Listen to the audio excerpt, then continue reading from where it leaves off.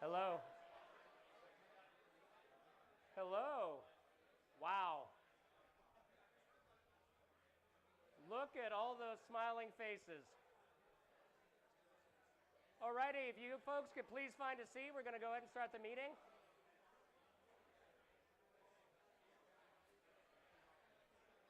It sounds a little tinny. Okay. What, is it better closer or further from my mouth? Is that better? Is that better? Or is that better? Is that better? How about that? That sounds better. I think it's just because I'm hearing myself. I'm not going to face this speaker. Alrighty. All right, welcome. In the back, please find a seat. We're going to go ahead and start.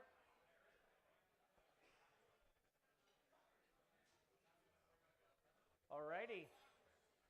Welcome to the Real Estate Roundtable. I'm Eric Blue. I'm your host. I'm so excited you all came out tonight. Woo! Thank you all for coming out.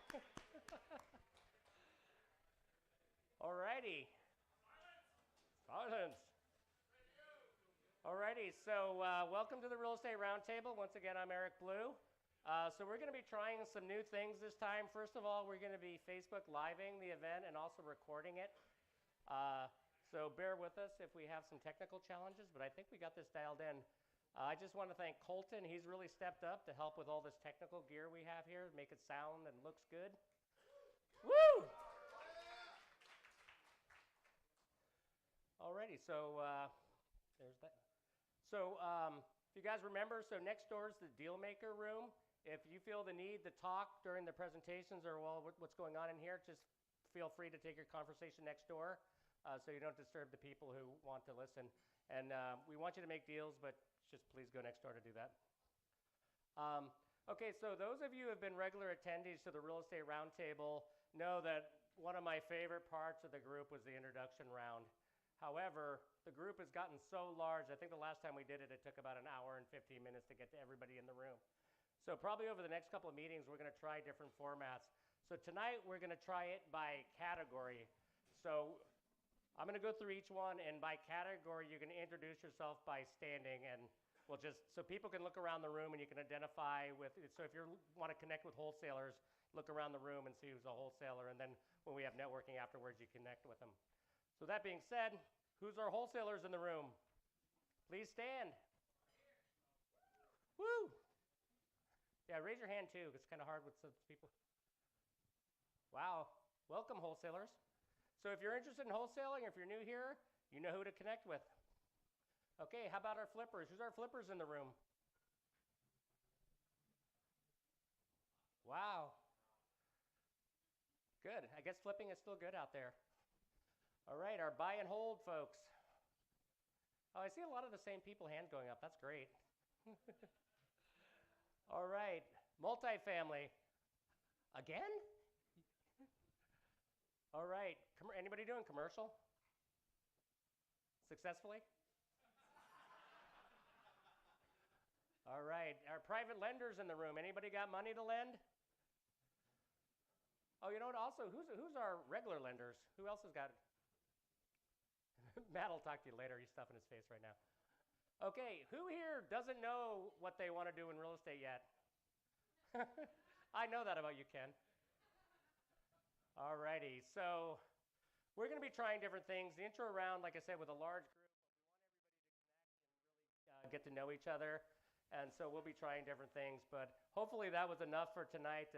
You might have some ideas of who you might want to connect with afterwards. So also, who's here for the first time tonight? Wow, look at all our new people. Well, you're in luck because you actually do get to still introduce yourself. So our lovely assistant, Jennifer, is going to bring you a mic and you can, oh, I should have left the questions in there. So your name, what area of real estate, maybe your name, your day job, and what your area in real estate you're interested in. No, just walk the mic around to them. So if you're new and would like to introduce yourself, identify yourself so Jen can bring you the mic. Is it on?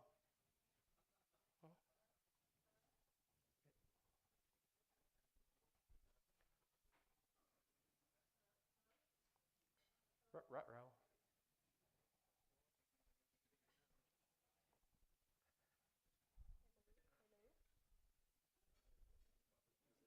Is the power on here? Oh, that's perfect. Hello? Okay, this one works. Hi. Say your name and what area you're interested in real estate, please. And maybe your day job or what you're doing now. Okay. My name is Ben Truitt. I'm a project manager, and I'm also flipping houses in Montgomery, Alabama. I'm originally from Paradise, California, rest in peace. And I'm here because I'm a good friend of Randy's, and I would like to support him. So that's it. Yeah. Get a bank letter. Thanks for coming. Who else is new? Hi. Hi, my name is Tammy Hunt, and I've been involved in a couple of flipping of houses. My day job is I've worked for the state for 34 years, and I'm getting ready to retire, so looking for a new career.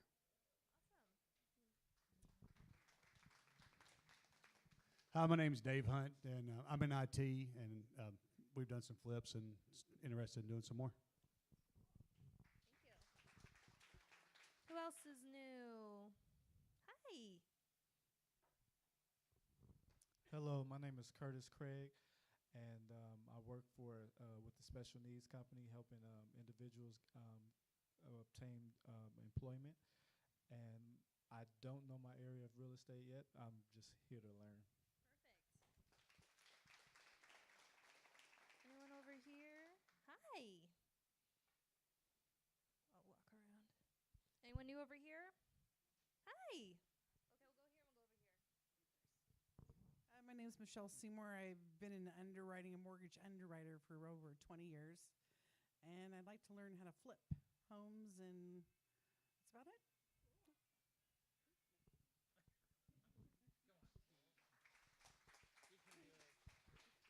Hey, I'm Pete Johansson. I work for a flipper, and I just really want to inquire more about the business end of it. So that's why I'm here.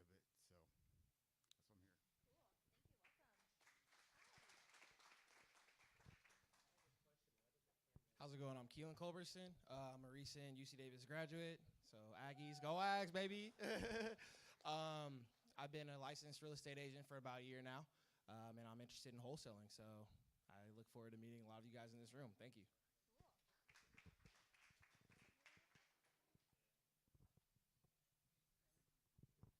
Hi, I'm Mikaela McCoyne, and I am not active, just looking at small multifamily and larger multifamily eventually, and came to learn.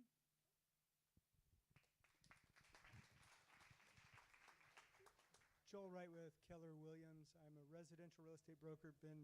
I work with investors, play investor at times, and for the most time, I help support investors, help support you guys, because I don't want to do what you guys do.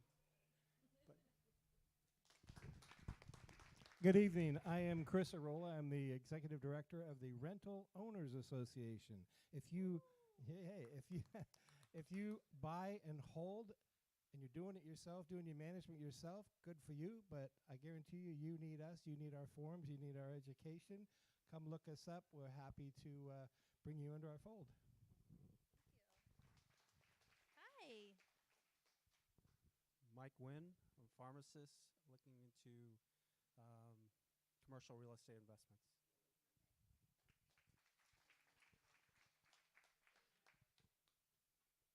Hello, everyone. My name is Alex Calderon, and I'm going to be a full-time wholesaler. I'm actually 20 years old. This is what I really want to do. I really want to start investing, and yeah.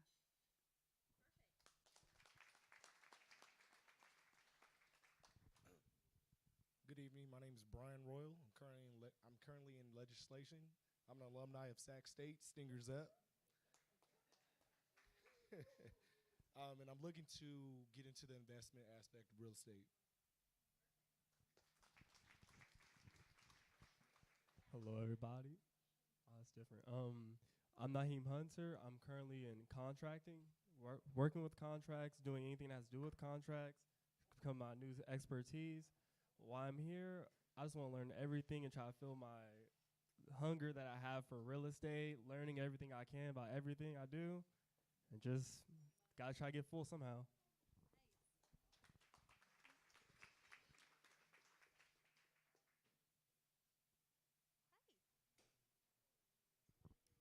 Hi, my name is Shane Clark. Locally, I'm a multifamily agent with TRI Commercial, and then I also fix and flip, invest in residential single and multifamily from the Central Valley, Midwest, Florida.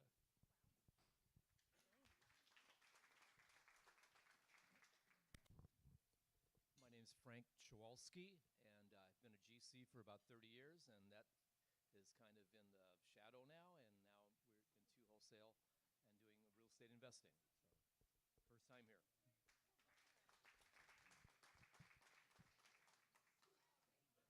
Anyone else? Anyone else? Over here. Oh, hi.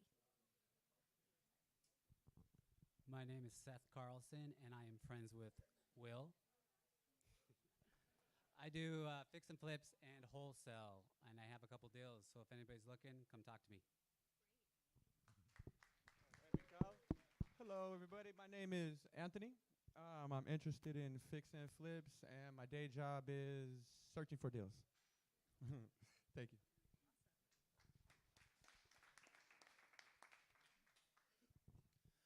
My name is Ray Ponce, and I'm an old fixture here as a flipper. I've been doing it for many years, and I was invited here by Marissa Jones. Thank you. And I'm just checking you guys all out, see what's going on, maybe finding some wholesale deals. Anyone else? Ken, hey. Great. Well, that's a very efficient intro round. Good job, Eric.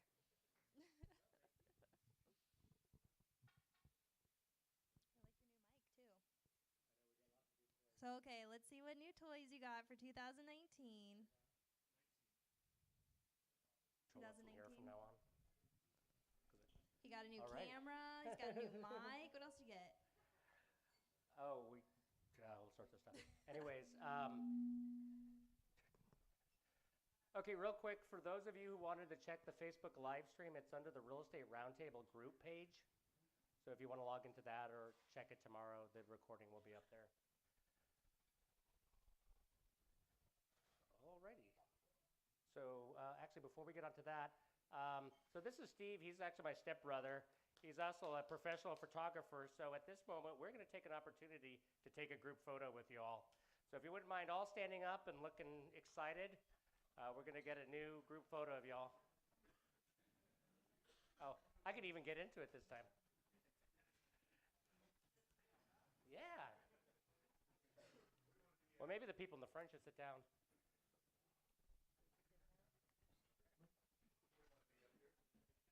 Let's do this.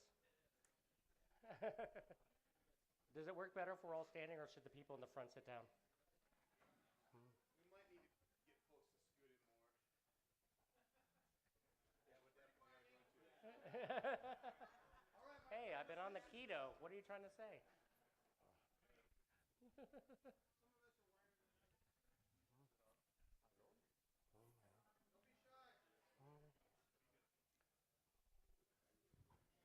Hello. All right. All right, my friends, this is the widest angle lens you can get, and I cannot get all of you. So if we could please at least start about here. And if you wouldn't mind scooting in a little bit, folks, thank you very much. You can turn sideways. You can turn around. Just please don't moon me. Yeah, can turn backwards.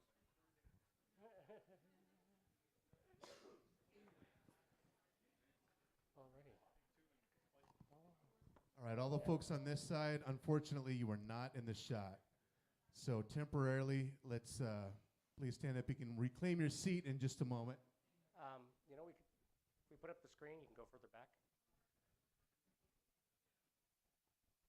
Yeah, it's going to end right about, if I had a straight line to the TV set, it ends right here. Steve, you can go further back now.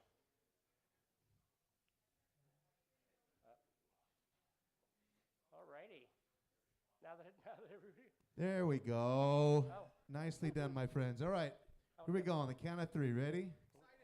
3, 2, 1. Cheeseburgers. Yay! We're going to do a couple more. Hang in there. 3, 2, 1.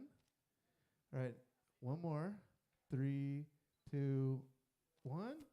Now everybody get silly. Ready? 3, 2, 1. Go silly. One more silly. 1, 2, silly.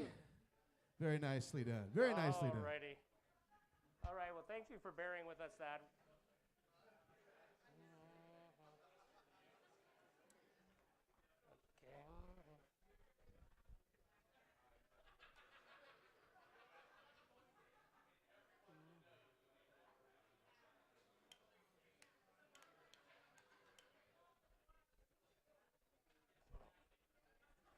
Alrighty, how are we on sound?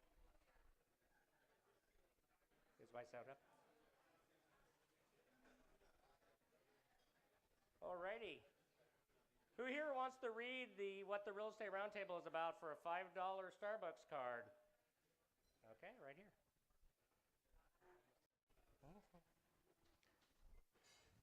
Oh yeah, let's get him a mic.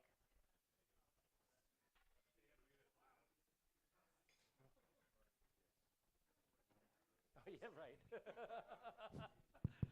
See, I keep learning. The Real Estate Roundtable is a community of like-minded real estate investors who meet on a regular basis to educate, motivate, and inspire each other to achieve financial freedom through real estate investing. We share stories, challenges, and tips about real estate investing. Instead of traditional networking, this group is really getting to know, like, and trust each other to foster lasting real estate investing partnerships. We crowdsource real estate knowledge, evaluating real deals, and learn real estate investment strategies from each other. It's a place to meet new folks, cultivate new business relationships, and find partners to do real estate deals. Woohoo!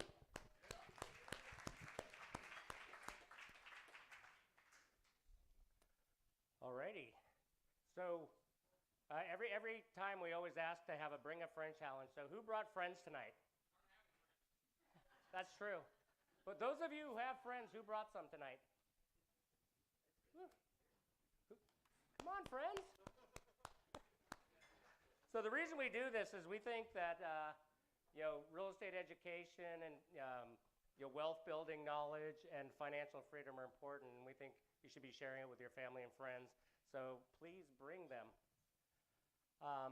Even better, bring your spouse. I think if you're on the same page with your spouse or life partner, you really get the support at home to be successful in this. It can be really challenging if your partner's not on board. So, alrighty, disclaimer. So everything that we talk about here is intended for educational purposes. This is not intended to be any kind of legal tax advice. So any strategies learned here, check with your professionals, tax people, lawyers, real estate agents, etc. That being said, lots of good information here.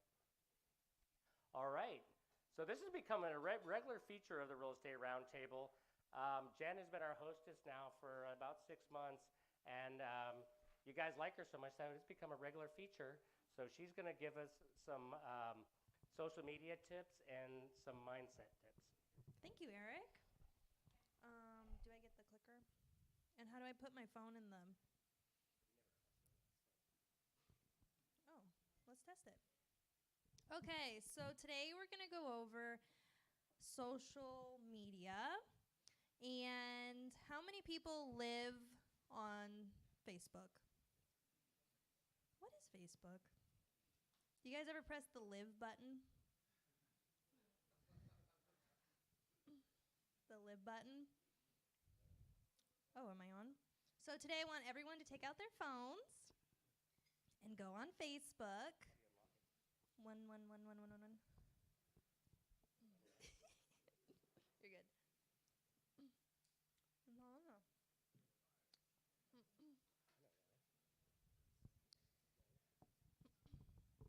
Everybody on?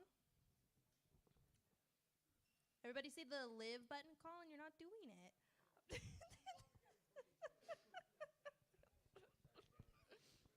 Oh, okay. Cool. So with all my my social media tips, I tell people to go live on Facebook. So we're all going to do a live video, okay? What I want you to say, I want you to hit that live button. Everybody see it? It's that red one right there.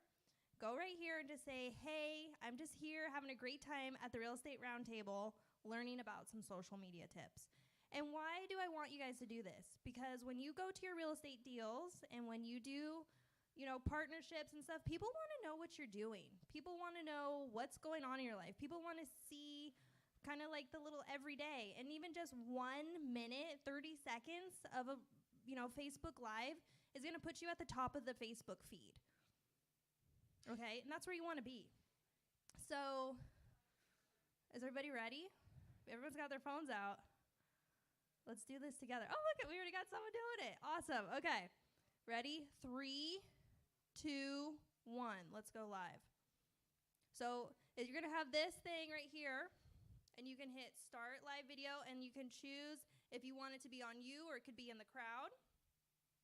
Okay. It's going to say starting live video. Everyone go, woo! This is us at the Real Estate Roundtable, and we're all learning how to do live video. Is anybody else doing it? Woohoo! Hi! We're doing it. Yeah? You got it?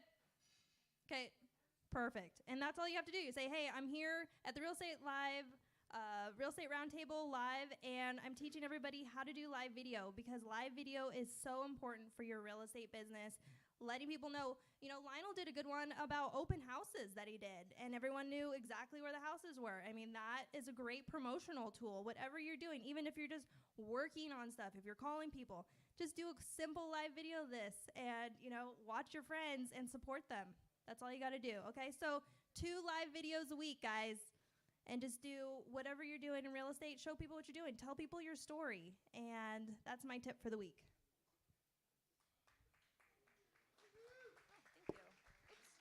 Too much in my hands. Cool. Don't stand by the screen? Oh, cool. Okay, so we're talking about numbers today, and I just want to do a little mindset about how money is just math. Okay? So today's talk, I'm just going to be saying money is simply just tracking your numbers. That's all it is. And I want everyone to have the mindset that we are already wealthy and rich. We live in a first world country. We live in the 5th largest economy in the United States and the world. And, you always should be worth more alive than dead. And if you want to make more money, just help more people. That's all you have to do. And organization is the key to success. So math is really simple. Addition, subtraction, multiplication, and division. And your money is probably doing one of these 4 things, right? And there's some things that we want our money to do, like multiply instead of divide, and we want it addition instead of subtraction, right? But you just got to track it. So it's not working. I'll just do it right here.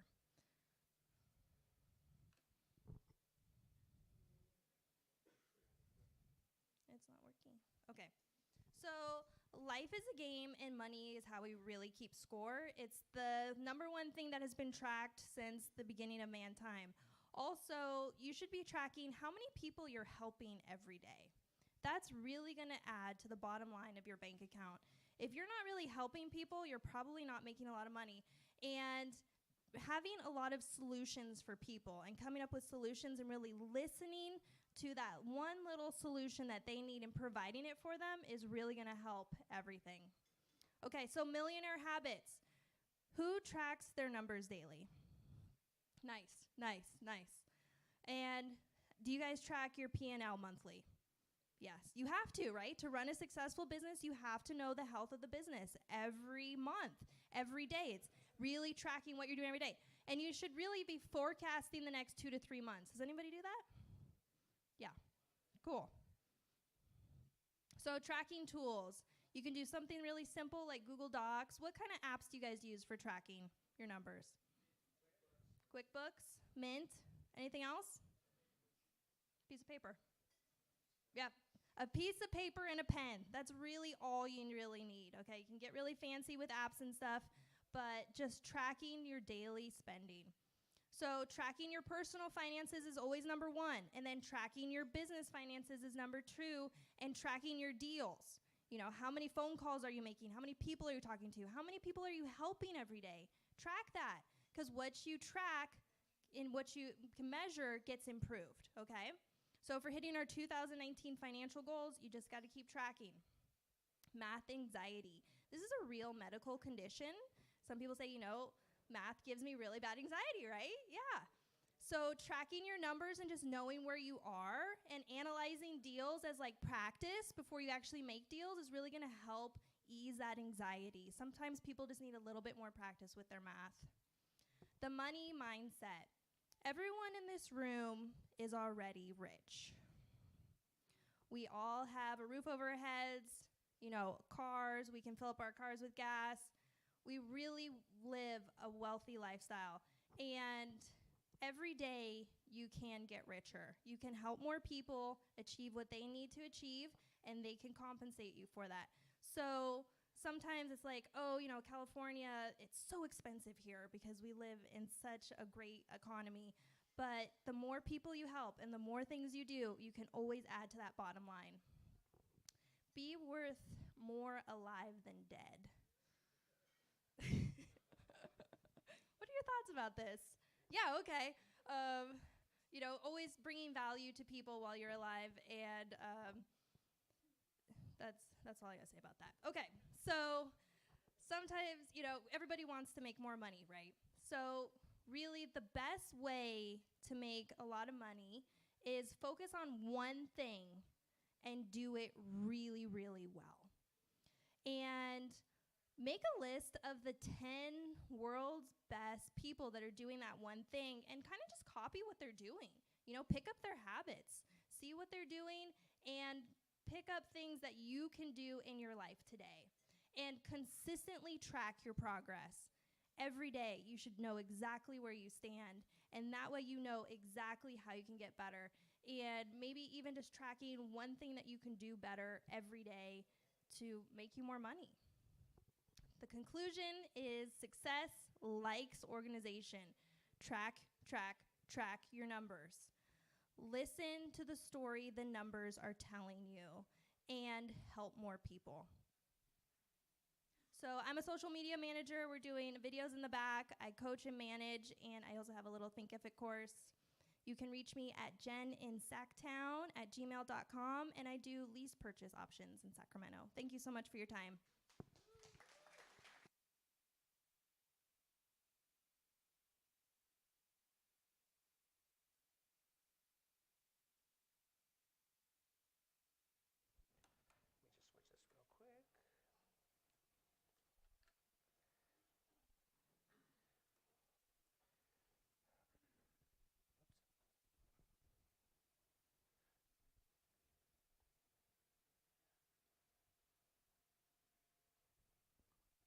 So in addition to her little talk here, Jen does a ton for the Real Estate Roundtable behind the scenes.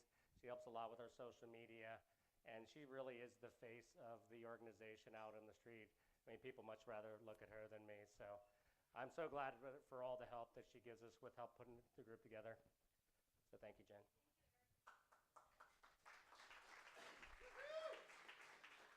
So speaking of another fine, handsome individual, let's bring up Randy Just. So Randy Just is going to be our speaker tonight, and he has prepared a presentation on how to analyze real estate deals. So with that being said, I think I'll just let Randy jump right into it, and he can tell you about himself, and we'll get going with his presentation. All set.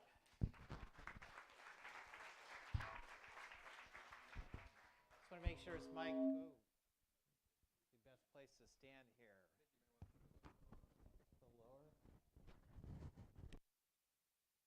Hear me? No? Might have to put up a little higher. Get too much feedback. Think so? I don't like the feedback. Okay. Might have to stand out here a little ways. Anyway, thank you everyone for coming out. It still doesn't sound right. Does that sound right, or a lot of feedback? Working on it? Okay. This evening, what I'm going to do, well, first of all, let me tell you a bit about myself here. Yeah, we'll go that direction. I think I'm going to do is actually maybe work over this way here or in the center. It's always bad. Usually speakers should be in the front. But anyway, a bit about myself. A little over 10 years ago, it's probably about 12 years ago, I started doing flipping of homes. Prior to doing flipping, I actually did become a realtor. Which button do you push on here? Just this way. that one? Okay. I received my real estate license, I say it's probably about 12 years ago, and always been fascinated with flipping. I don't know how many of you watch those shows. They've been around for, gosh, I don't know how many years now. It's been over 10 years since when I started there doing them, and I think there's even more of those shows now. I'm not sure how many are out there, but anyway, I think what happened was one evening, some of you have heard this story before, I am not a heavy drinker, and I think maybe I was on my third beer that evening, one night in front of the TV watching, I don't know what was Flip This House or whatever it was back in the day, and maybe it was 11 o'clock at night or something, and I looked at that show and I said, you know something, this is something I think I can do, and I went out and bought a house the next day. That was the start of me flipping homes. So it wasn't a great deal of thought about it and analysis and whatever. I said, this is something I think I can do. They don't do this any longer, but back in the day, they used to have these at these hotels. They have these auctions. This is kind of at the height of all the foreclosures and REOs and everything else. And you used to go to a hotel and you basically bid on properties. So I was working during the evening. I wrote a power of attorney up for someone. I sent him down there, and she called me back later that evening and said, well, guess what? We have a house. So that's how it went down. You move it down to here. I'll move it down. Get down. Can we hear? Or? Good talk now. What's that? I think the feedback might get worse. I don't know. Anyway. We're going to switch to a regular mic. Oh.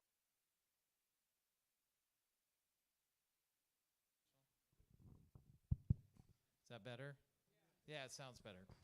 There we go. It's starting to drive me nuts. But anyway, I purchased that home and went ahead and rehabbed it. I'm not going to tell you a story that I made $180,000 or something ridiculous on it. It was probably closer to maybe $6,000 or $7,000. It was not hugely profitable, but it was profitable nevertheless. Got some experience doing that, and I've lost count of how many homes I've done over the last 12 years. I've done a wide variety of projects. Some of them have been just major fixers. One of my jokes is, when you go into a home and you find realtors' cards that are on the floor because it's such a scary house to even cross the threshold to get in, and there's a stack of cards there, that's probably a good investment opportunity. Also, the ones that really smell bad, I just kind of laugh and say, wow, that's the smell of money. Most people smell urine and death and see dead rats on the floor and all kind of weird smells, and they, as I say, the mere mortals run from those properties. So that's kind of how it works, You have to have some guts and some vision and a sense of humor, and that's what goes on. But so anyway, how this presentation is going to work this morning, I have a PowerPoint presentation. We'll go through the slides. As we go through them, feel free to ask questions. There's several points that are going to be covered. And then finally, at the end, I'll be bringing up a spreadsheet where we can do essentially analysis of a property. It's going to tie in what you see in that spreadsheet, in the PowerPoint slide, what it's all brings it together, the different points and so forth. I'm going to go into quite a bit of detail. One of the things I've discovered in this business is a lot of folks they get very excited, they get very hyped, they don't do their homework before they go ahead and, one, purchase the property, and two, once they're involved with the renovation or repairs that they're doing, they just don't spend a lot of time on research. And I may say this again later this evening, but this business is about, you make your money when you buy the property, Okay, I'm going to stress that. You make your money when you buy the property, because if you pay too much for it at the beginning, the rest of it you're going to be doing an uphill battle the whole time. And that's just how it works. So what you're trying to do here is you get the property. I shouldn't get it, but you do your analysis on the property before you purchase it. What I'm going to talk about this evening is part of your analysis to do that before you purchase the property. So essentially you can spot a bad deal before it happens. Because my deals that were not very profitable, it's because I didn't follow the fundamentals. And that's what this evening is about, is fundamentals. So anyway, we'll go ahead and get started here. Okay. This kind of lays it out right here as far as the profitability of a project that you may do. It's pretty simple. You have the sales price and business. When I first started, I couldn't tell you what the hell an ARV was. It didn't matter to me. It's just that's the price ultimately that the property is going to sell for. But the buzzword in this business is ARV, after repair value or after restoration value or after renovation value, call whatever you want to call it. But that's what you start with. So that's the big number at the top. And then you work your way down, subtract out the purchase price, subtract out your repair and renovation costs, your holding time and costs, your selling costs, and ultimately you end up with the profit on the deal. And that's it in a nutshell right there. So what I'm going to do is we're going to go through each of these components and talk about them in more detail. Okay, the sales price. Some important points here. Be realistic versus optimistic, okay? Sometimes folks get so excited about the deal and it's skinny, and then they start fooling themselves. I know you do, Ryan. That gentleman over there, Mr. Ryan, is the skinny deal master. What may not work for you as a flipper may work for that gentleman over there. But anyway, realistic versus optimistic. You can sit there and convince yourself all day long that you're going to make money, and only if I have to hold it longer. Well, only if I cut back on my tile cost. Only if I cut back on my flooring cost. And you start convincing yourself. Don't do that. You'll shoot yourself in the foot. So once again, I go back to the statement, be realistic versus optimistic. Now, as far as determining a sales price ultimately that the property will sell for, this is a very, very important part here. My background, I'm like a data geek, okay? That's my world. So I'm real big on analysis. If you're not strong in that area, you may need some assistance, because if you're up there printing a number that you think that property is going to sell for and it's unrealistic, once again, you're going to shoot yourself in the foot. It's going to have the same effect as you paying too much for the property, okay? The idea is to get a realistic sales price and as low as purchase price of property. That's going to get you the maximum profit on that particular transaction. So let's talk about that a little bit here. Data points. When I'm referring to data points, these are all the data points that support that sales price that you're going to sell that property for. And Zillow, MLS, some of the title companies have applications. They will give you the application typically for free. First American Title, Old Republic Title. You get a login and password. You punch it in there and you can pull up tax records and all kinds of information. Sometimes you can pull up comparable sales in their application. All these things can be found with those applications. Are available for free. Also, you can talk to realtors. Sometimes they will have a better educated valuation where you may look at your data set and you review it and you come up with a number, and it's sometimes helpful to have another set of eyes look at that as far as that calculation goes on the price. So this is one of the most important parts of what you're doing, because when we get to the spreadsheet, you're going to see that number in there like, well, what can I sell this for? Okay. Active versus pending versus sold. Okay, of these three, which one do you think is going to be the most valuable information for what we're doing? Sold, okay? Think about sold. Sold is looking in the rearview mirror. Actives are looking through the windshield. And depending on market conditions, here a year ago, actually you'd be looking at a higher price point looking through the windshield than you would be looking through the rear view mirrors. Everyone get that? Well, things are changing a little bit. I'd say at this point in time, looking through the windshield is going to give you a lower price than what that sold was. That's just where market conditions are going. Now, pending, as a real estate agent, what I do with pendings, I actually call those agents up. Now, I don't know about you folks that don't have a real estate license. Maybe you need to talk to an agent and work with an agent, but I actually call those pendings up. And one of the questions I ask the agent is, how many offers did you have? You know, what happened? Is it over asking? Is it below asking? Because that one is really, pendings are kind of the heartbeat, what is actually currently happening in the marketplace. And it tells you what's going on. Because as an agent, if I see a price of $265 on a property, and they say I had 5 offers, and then you ask, well, were they above asking? No, everyone was below asking. Well, that's going to give you some idea what's happening in that front. So once again, this is another data point that you use for your calculation of the sales price. So, and this one here, I put this, I'm explaining this for a bit here. Put your property in the analysis band. And when I refer to band, meaning you need to match like property with like data points. Okay, it's going to be a band there.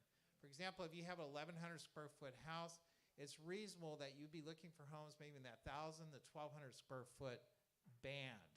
It really doesn't make sense to be looking at 2,500 square foot houses because they're really not a comparable to your 1,100 square foot house. So identify the band. And then within that band, you have a certain number of bathrooms, you have a certain number of bedrooms. So you want to find as close a comparable as possible to the property that you're rehabbing. And that's going to help you tremendously working in that there, okay?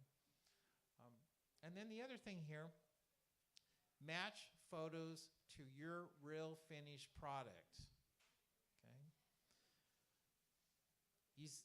In my case, the homes that I do, they're typically the best of the best. So what I do when I'm figuring out what my sales price is for my properties that I do, I go up on the MLS and I really look at the photos. And I spend a great deal of time looking at those photos saying, I'm going to match that, I'm going to beat that, or it's not going to be good as. And I'm going to have to make some price adjustments for what I do based on those photos. So if you don't think you're going to be doing as good as a job as what's in those photos, guess what? You're probably not going to get the same price as that one you're trying to do comparable against. So that's part of the analysis of pulling all that together. And I rely on photos pretty heavily when I do that as far as looking. And I may even get in the car, drive by some of those other properties. I also, even though it's sold, I will sometimes call the agent up that has it listed and said, how many offers did you have? What kind of activity was there on there? Okay. Another identifier in the MLS is also how many days it was on the market.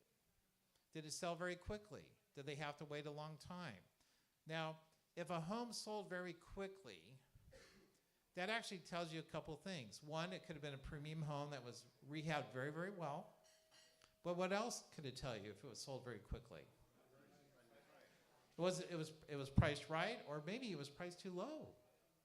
So there's that possibility too, that it could have undersold. So that's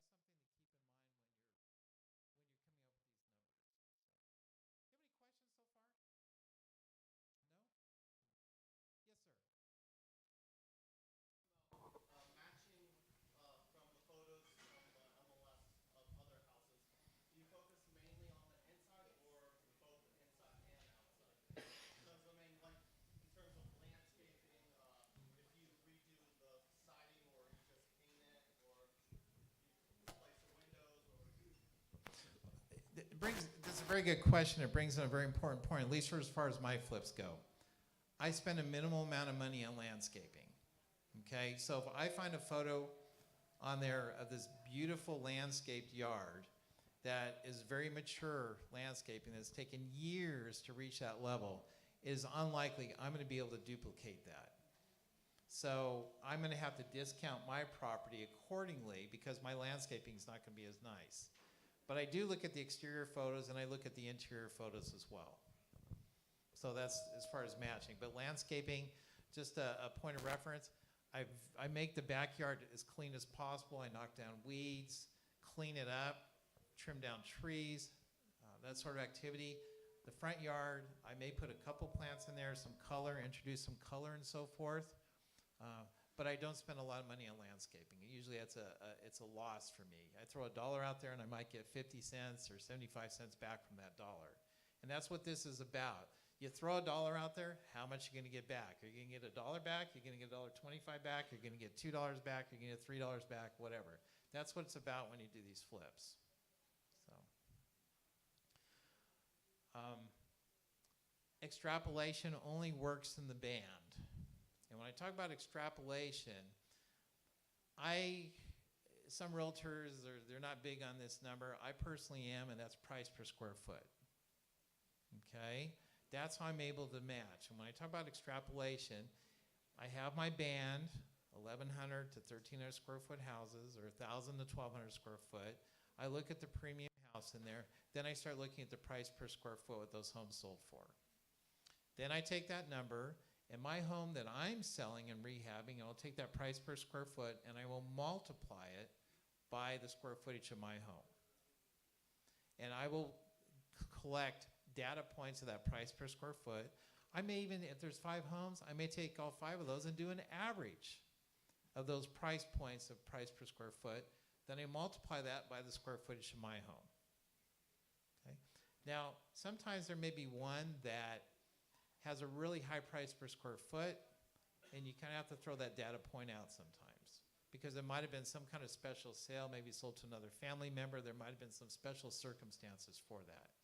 Now, as a realtor in the MLS, we do have notes in there about the sale of the property, and maybe sometimes that will give some kind of indication what exactly happened, why it sold for that price. And then it also goes the other direction. If there's something that was a low price per square foot, that could have been special circumstances as well.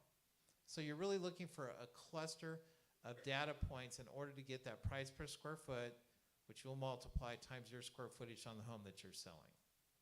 Okay? Questions on that concept? No? Okay. Then we have effective age versus real age. Okay? You may move into a neighborhood of older homes. Let's say the homes are built in the 40s. And you go through and do a massive renovation of that home.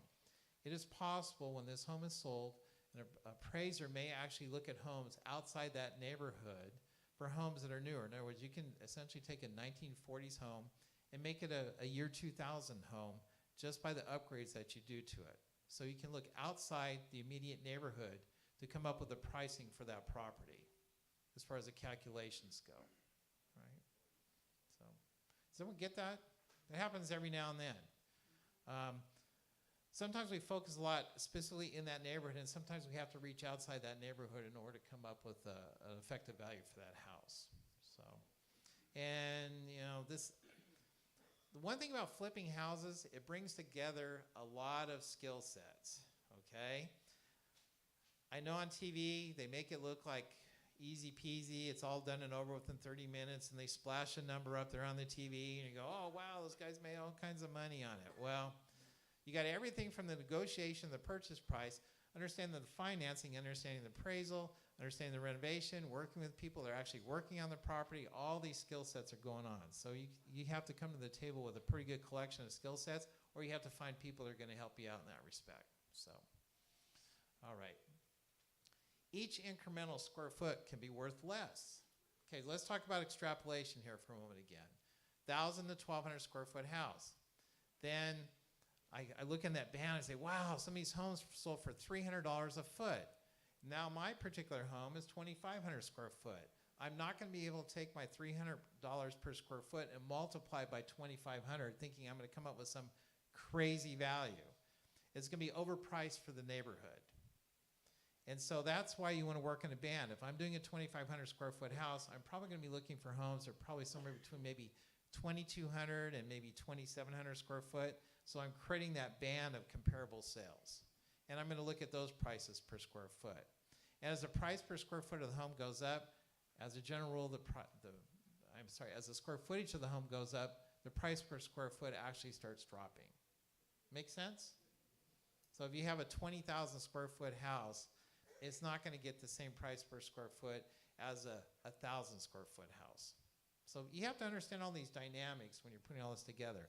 And then the other thing is, if you're in a particular neighborhood and you see the top price of a home in that neighborhood, it is unlikely that you're going to create a home that's going to sell for that top one, regardless of what you do to that home. So, yes, sir. Why, well, if it's a long-term hold, or in what reference, Ryan? Wholesale. Wholesale? Why is that important? Yeah, why should we know this if we're wholesaling? Well, if you're wholesaling and you're trying to sell to a guy like me that actually has experience, you're not going to have a very effective presentation to me. If you're, in other words, I will say that you're trying to BS me, and you don't know what the hell you're doing. That's why this information, you're actually not flipping a home, but you're selling as a wholesaler. You also need to be realistic, not optimistic. Because I personally, I will fluff you out of the bushes right away, meaning you don't know what you're doing. You're providing me inaccurate information, and then depending on what I'm doing, I was like, I'm too busy to sit there and research this property. I'm just going to move on to my day and do something else, as opposed to even dealing with the person that's trying to sell it to me. And they say, well, have you looked at it yet? And I said, yeah, I looked at your first number. It was stupid. Well, I mean, we're all busy people, and you're as a wholesaler, your money is made by selling that property to someone like me. And if I see numbers are ARV's high, repair values low, and it's like, come on. I saw one come across, and the numbers were so chaotic. He was trying. It was over, I think, in the Fab 40s area. The purchase price was like, I don't know, 400,000 or something, and it was going to be selling for 1.2 or 1.4 million. And then they're going to add square footage, and then they're sending me all kinds of photos of these beautiful homes that, like, oh well, you can make it like this. And I'm looking at this like, you're trying to extract $400,000 out of my pocketbook, and you've got this chaotic presentation that I can make no sense out of. And then he had an ARV of $25,000 on there. And, you know, my experience is if something built in the 40s or the 30s or the 20s, if you want to, other than maybe throwing some quick paint on it, $25,000 will go away in the blink of an eye. As I say, when it comes to renovating a home, I sneeze and I spend $10,000 on something. I mean, it's just, I don't know. I think I had one home last year that actually was in that $25,000 range. Everything else is usually $50,000 plus, just right from the get-go. 50K, boom. I mean, that's what it takes to put something together and make it look nice. So, yes, sir. Yeah, I was going to just segue on that to wholesalers, all you wholesalers out there.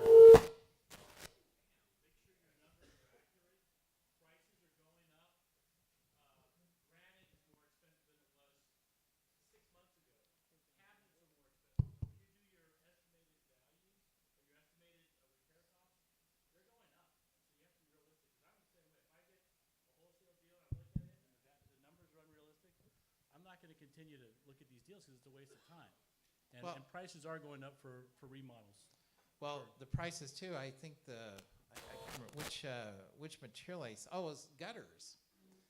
I just had a quote here for a 1,200 square foot house, and I have not spent more than $2,000 ever on gutters. It's usually around $1,200, $1,300 on a 1,200 square foot house. And then I had this first quote that came along. It was like $2,500 or $2,600. And I looked at it and I said, man, what is this guy trying to do?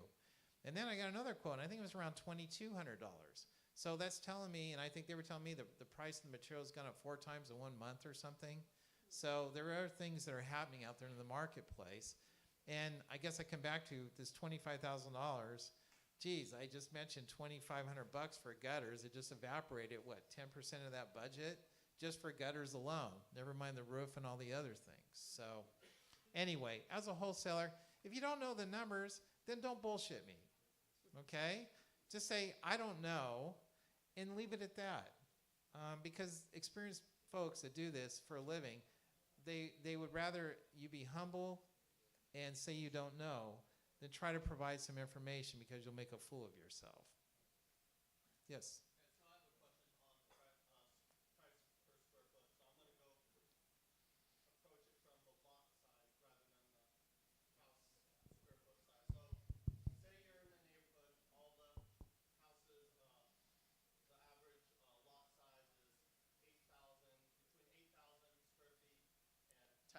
square feet. And say you have like a 15,000 square foot lot, how do you approach that with how much value that adds to the... Mike's funny. Anyway, the base size lot...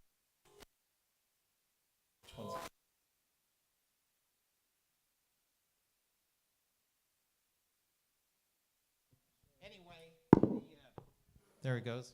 Anyway, you have your base size lot in a neighborhood. If all the lots in that neighborhood are a similar size, you'll get some premium price for that home that has a larger lot. And I'm talking generalities here. This isn't like, oh, exactly this is going to happen every time.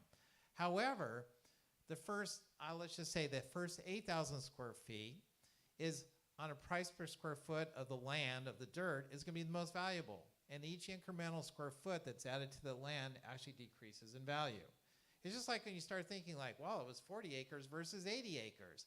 Big difference, but those additional 40 acres are typically going to be priced less than the first 40 acres. And that's just how it goes. It's like a declining value as it gets larger and larger and larger. And that's just how it works. So I know homeowners, when they're selling properties, they get very excited. Well, mine's the biggest lot in the whole neighborhood. And you know, the land is worth, you know, any lot in this neighborhood, there's an infill one over there, it's the standard size, and it's $90,000, and mine's double that lot size, so mine should be $180,000. Probably not. Probably not. So that's just how the mechanics works of the math. So, and then adjust sales price to market conditions.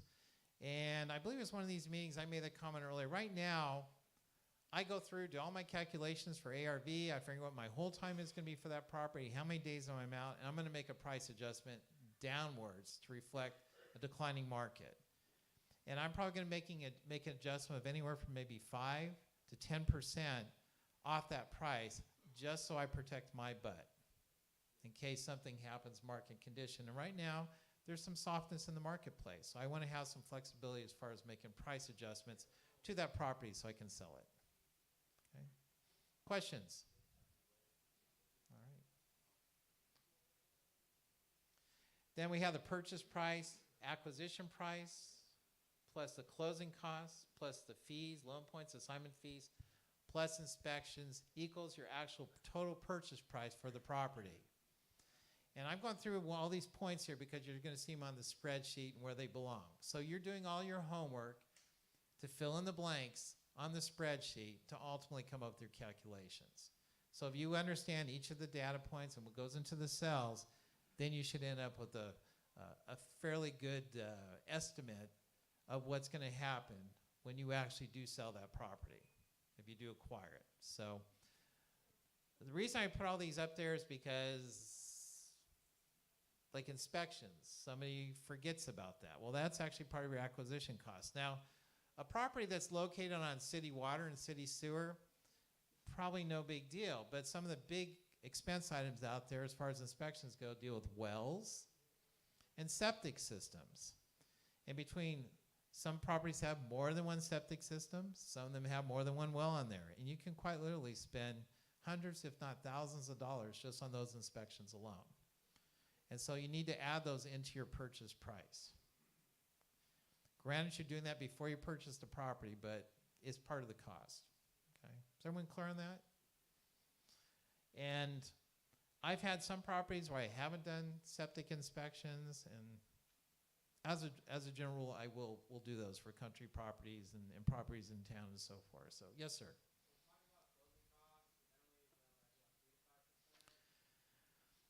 It depends on the structure of the deal. 3 to 5 might be kind of high, and it could be low, just depending on circumstances. And when you say closing costs, you're talking from the title, or you're talking about obtaining financing? Yeah, title, that might be a little high. One little tidbit for you folks. You can reduce some of your title cost when you go to sell the property if you obtain something called a binder from the title company.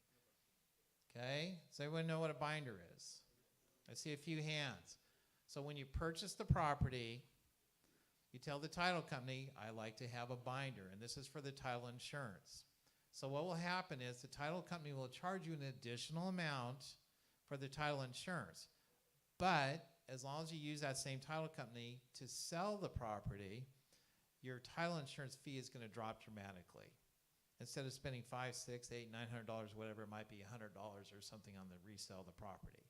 So that allows you to negotiate with the buyer saying, you know something, instead of us doing 50-50, which is pretty customary, I will pay 100% of the title insurance, and you pay 100% of the escrow. So now you make them bear the escrow cost. You pay the $100 for the title insurance. Buyer thinks they're getting a great deal because, oh, wow, he paid for all the title insurance. Well, it's because you front-loaded it from the deal when you purchased it. And I probably saved hundreds and hundreds and hundreds of dollars that way on my transactions. So that's just something to keep in mind. And one thing, though, to keep in mind, here in the state of California, if the buyer spends $1 on, I can't remember if it's the title insurance or the escrow fee, they get to be in charge of the transaction as far as selection of the title company. All right, how many of you are aware of that? I see a couple people. I'm sorry, is it title insurance? Title, okay. Yeah, if the buyer contributes just a single dollar, and the thing is, they can come back and squawk later, and I think they can sue for 3 times the amount. So that's just something to keep in mind. I'm actually surprised that there have been some attorneys out there, some realtors that start doing like some crazy lawsuits and stacking them all up.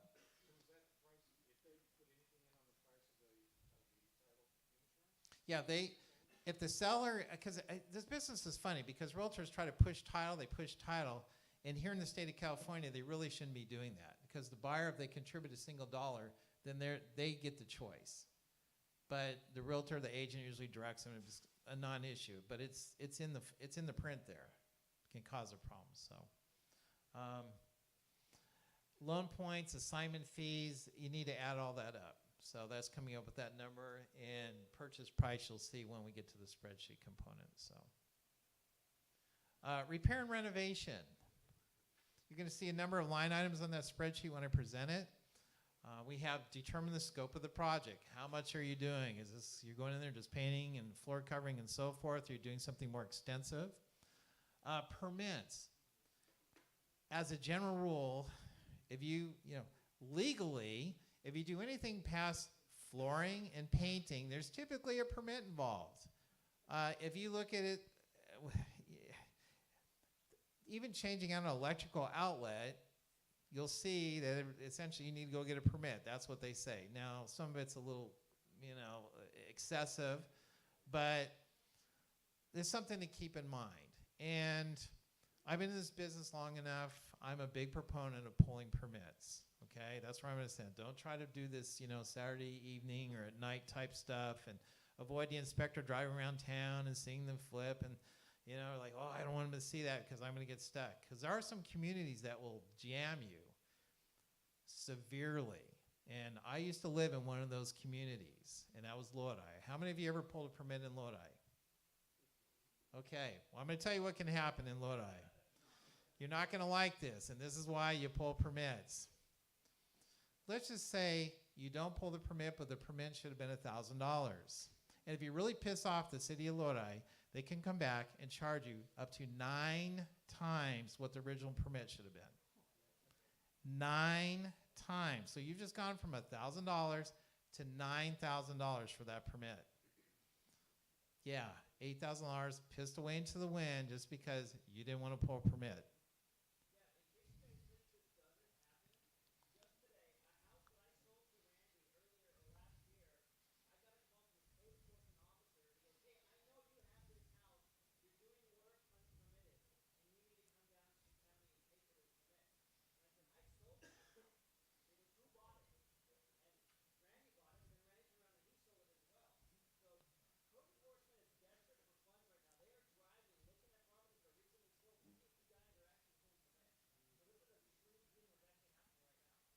So if you want to be in the business over the long haul, you pull permits.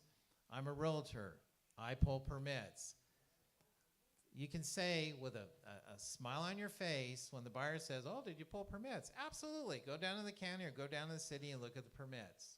And actually, in the overall scheme of things, permits are not that expensive. I mean, you'd be surprised. Now, there's a little bit of skill as far as writing the permit and how you put it. There's something called an all-encompassing permit, as opposed to you pulling a whole bunch of permits, one for the roof, one for the HVAC. You can do it that way too, but generally it's going to be cheaper by you grouping them all together. An all-encompassing permit. So, permits, they control tax records too. And when I say that, meaning, oh, I'm just going to add another bathroom in this house. So you add the bathroom and you haven't pulled a permit. Then you go try to sell the house, and then the agent, you know, if you have it listed, they'll say, well, it says it's only a 2-bedroom, 1-bath house. Well, no, there's a second bathroom right there. Well, did you pull permits? No. If you pull the permits, then what's going to happen is on the county tax records, that second bathroom is going to show up. So that's going to maximize your value. Okay, it's going to make it much easier for you. Also, as far as square footage, an unpermitted room.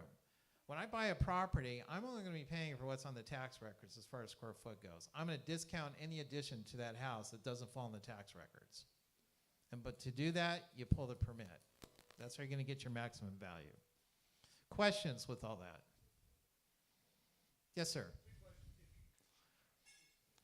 Two questions. If you buy something that's not permitted, are you going to go back and permit it so you can sell it as what it really is first? And then number two, when you're pulling permits for yourself, are you doing it as owner builder or are you pulling it as a general? Okay. Two great questions. Depending on the extent of the addition or whatever was done, you have to look at it and say, how much money is it going to cost me to bring this to life so I could pull a permit and have it included in the square footage of where it's going to happen? Meaning if it's substandard construction, you may very well be better off removing it. Okay? It's about a cost issue. Now the other concern, because what's going to happen is you're going to go down to the permit counter at the county or the city or whatever, and there's going to be all these little boxes on there, and they say, well, are you working with a general contractor? And then they want their license number and all this. Or are you owner builder? And this is the part there, you know, I haven't been bust on this. I pull owner builder permits. I typically, the general contractor, I run my subs underneath me, and they have all kinds of things about the workers need to be licensed and so forth. They're more like warnings. But one of the things they say in owner builder is you have to, you can't sell this house within a year. That's kind of their big, the little thing in there, and you're going, oh no. And my experience is multiple communities, I never had a problem. But someone could say something, well, you've had this house less than a year. How come you're selling it? But it does bring them tax revenue. I think they turn a blind eye towards that. A lot of times I'm fixing up a property that's an eyesore in a neighborhood. They also want that to happen. So in some ways it's counterintuitive that they're trying to penalize people for actually improving the neighborhoods and bringing tax revenue into their coffers. So, you know, it's possible someone could say something one day and squawk and so forth. But yes, Eric. I just wanted to make a comment too. If you're owner builder, the one thing you got to be careful about is the labor that you contribute to a job as an owner builder. It's hard to document on your taxes, so you can't raise your tax basis by the sweat equity that you put into a project. It's got to be billable hours to somebody else. So one strategy that I talk about is if you own a corporation like I do, my corporation does the work and then I bill myself back for it. So be careful about that on your taxes.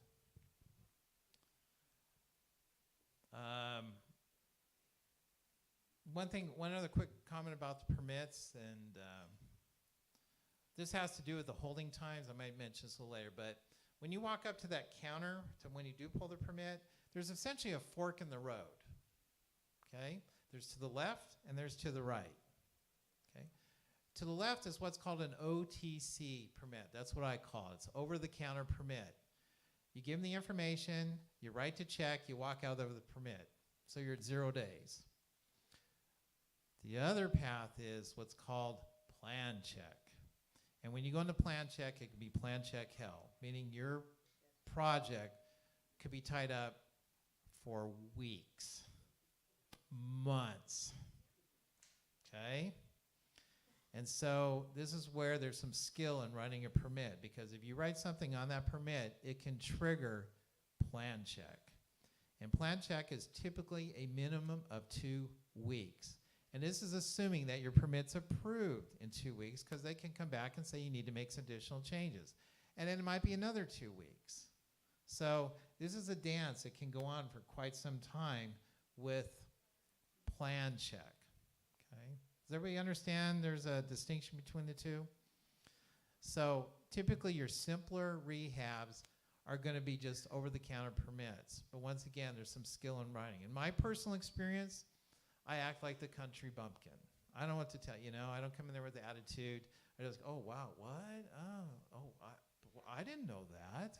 You just, this feeling of innocence and please help me. I don't know what I'm doing. Please help me out here. I've had the most problems when I have fancy, draftsperson plans and everything else. That's usually when I get myself in trouble. When I have the handwritten stuff, I end up usually having better results with handwritten things. That's my experience at least. So,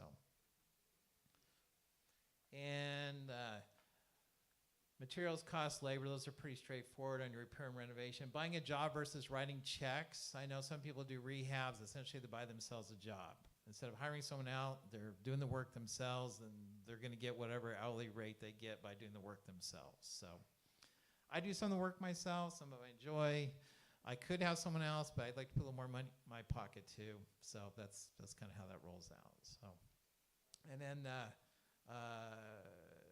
miscellaneous line item, make sure on your sheet, and you'll see on my spreadsheet there, miscellaneous. It covers a variety of things. And then finally, the last one I have is errors, omissions, and whoops, okay? And I put 5 to 15% up there. In other words, when your total renovation costs are, add another 5 to 15% on top of that. Okay, it's just a number. Yes, sir.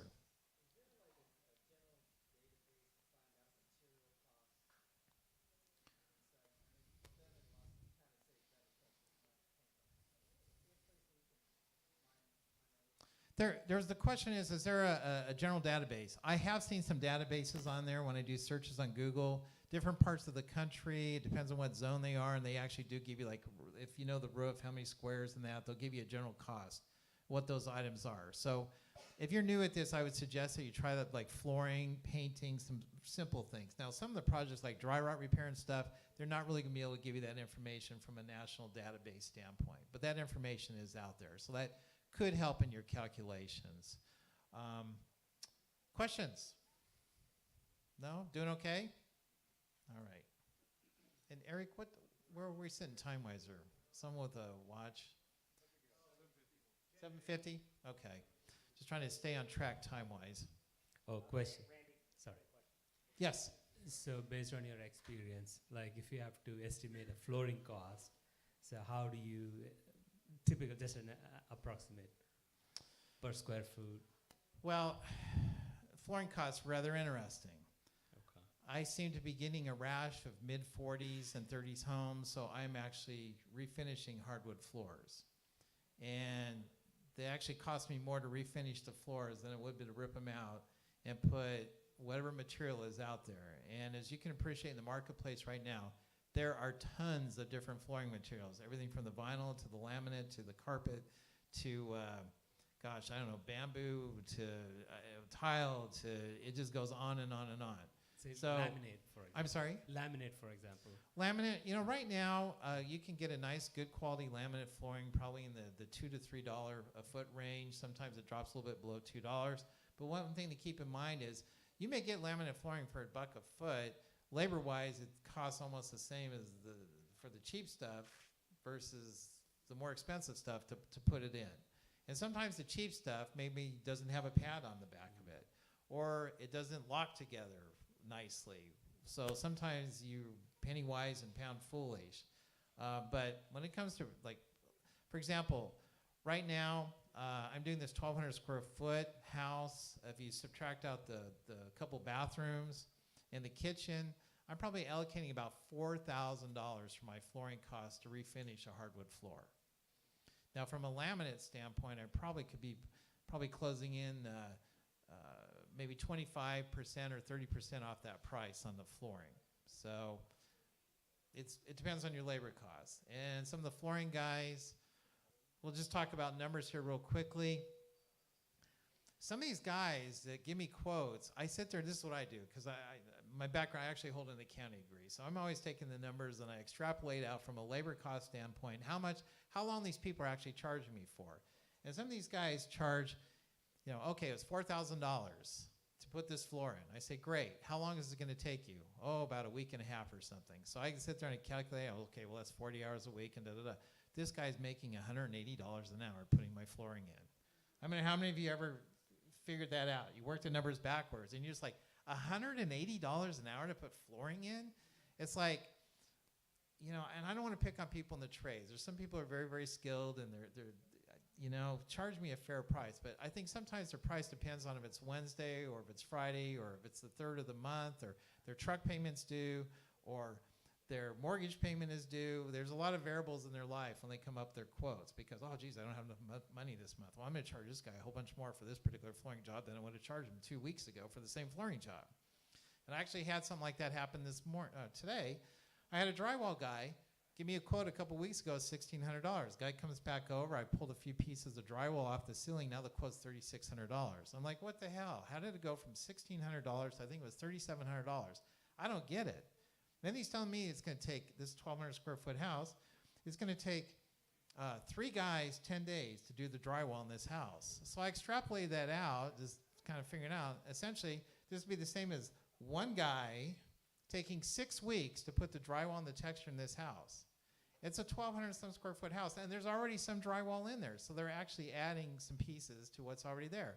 So it's like 6 weeks. That's like 40 hours a week. Somebody there from 8:30 till 5. I'm sorry. It's just like it doesn't mentally add up because maybe this is take one guy to do the job in 3 weeks. So that's why I know I'm getting gouged. And guess what? You're not going to get my business. So sometimes you just have to use a little common sense and figure it out. And if you get a couple, 3 quotes, you start seeing data points, and there's one that's way out here, and you're like, what? Obviously, this guy doesn't want the work, doesn't like me, or he needs to pay some bills. So, all right. Holding time. This is basically the timeline here. Day 0 is when the escrow closes at the title company. So that's you at the starting line. Then we go back here, permits, we talked about that, 0 days to weeks. So you have those number of days in there. Repair and renovation time, how long is it going to take to fix it? Time on market, let's talk about this a bit. Time on market means how quickly the home's going to sell, okay? I'd say right now in this marketplace, you probably should allow 60 days on the market at least, okay? Okay, that's the number I'd use. So I'd say 60 days plus the escrow time. The escrow time starts after your offer is accepted after the 60 days. Then you're going to have an escrow time that could vary anywhere from maybe 20 to 45 days. So 60 plus 20 to 45 days. Then we have a failed escrow.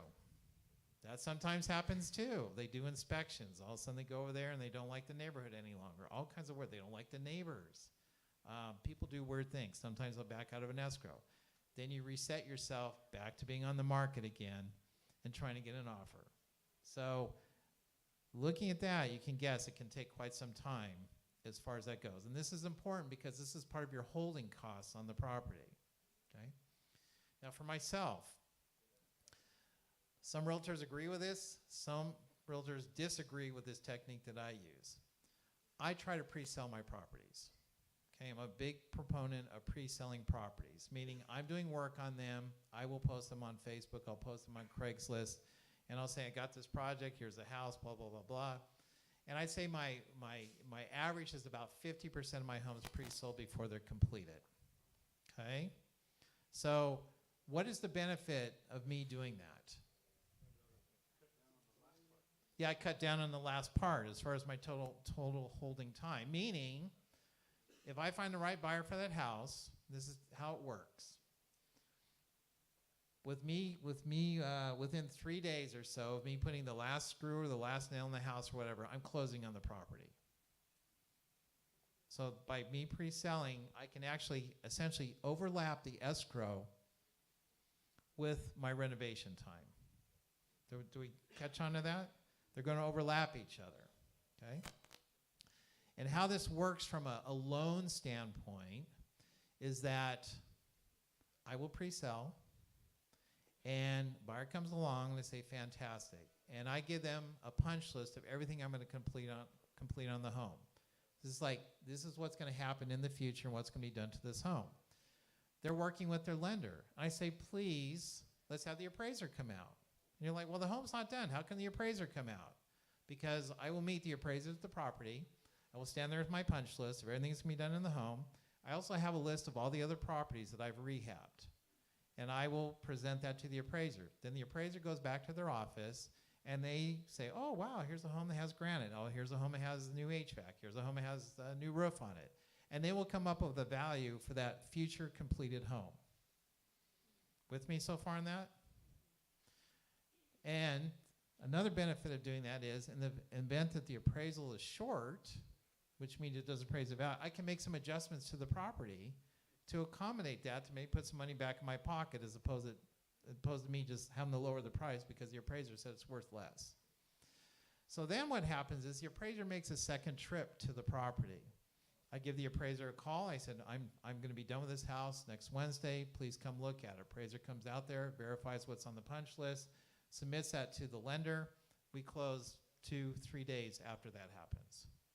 So I can cut down my hold time, which right now in this marketplace, if we're declining, that could actually put a few more $1,000s in your pocket. So questions on that? No? Oh, you like that, Ryan, huh? Well, and then holding costs. Here's a variety of just costs when you figure out what your expenses are. Every day that ticks by, there's additional costs there. We have the interest on the loans, the utilities. Up there in Yuba City, I think even Marysville, this is one that just irritates the hell out of me. People don't turn their trash service off.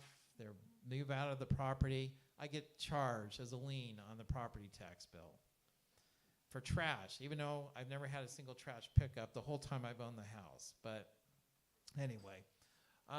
Property taxes, alarm system, HOA fees, vandalism, eviction of squatters. These are all the things that could come up from a holding cost standpoint. So, you good with that? Yes, sir. Also, if you stage your properties, that can get expensive. Staging, the initial staging is usually about 6 weeks. If hold time is going to 60 days, it's another $500 to $600 a month that when you keep the staging in the house. So I always take into consideration on that. Well, I would too, but ties back to my comment about trying to pre-sell the property. Because I pre-sell the property, I've just bypassed the whole staging thing. And also the other thing that happens is, by pre-selling is, I don't have the risk of a vacant house being broken into and damage being done to the property. So I have to go through and redo things that I've already done to the home. So that's something to keep in mind too. Even though, oh wow, if I hold down, I'm going to get another $5,000 or something. You know, just things to consider when you're doing these flips. Yes.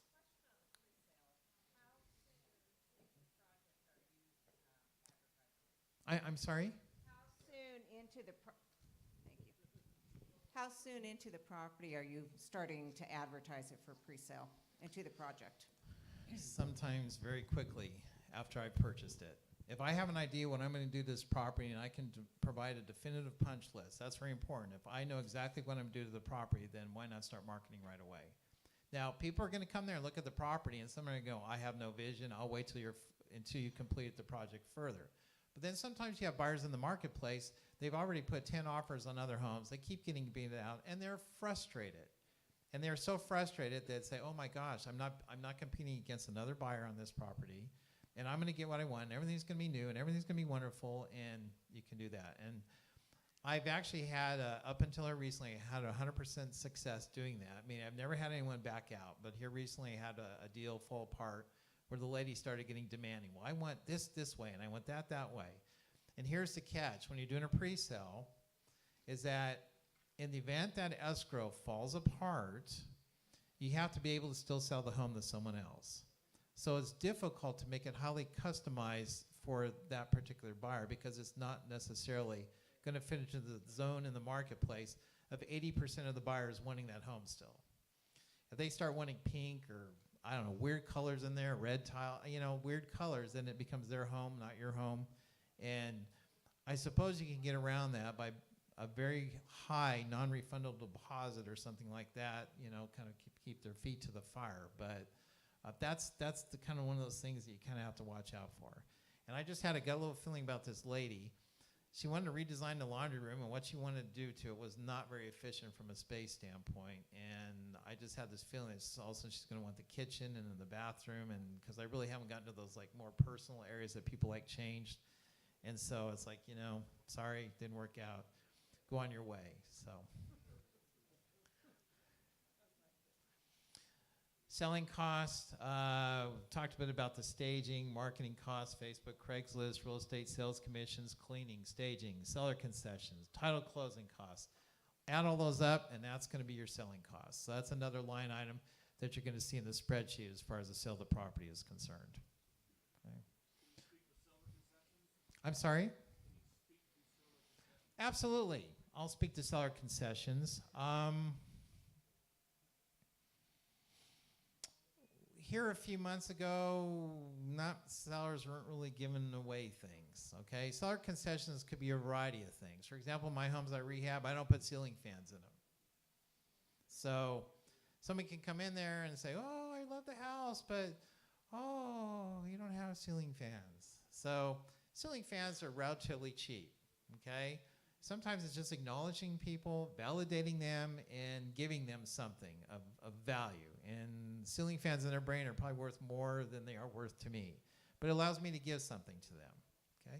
Seller concessions can also be something monetary, such as I will give you 3% of the sales price of the property for recurring and non-recurring closing costs, for example. And what the buyer does with that is up to them. They could be using those for closing costs such as title or escrow. Another thing that can be done, sometimes you can place someone in a more expensive property than what their pre-approval letter's for.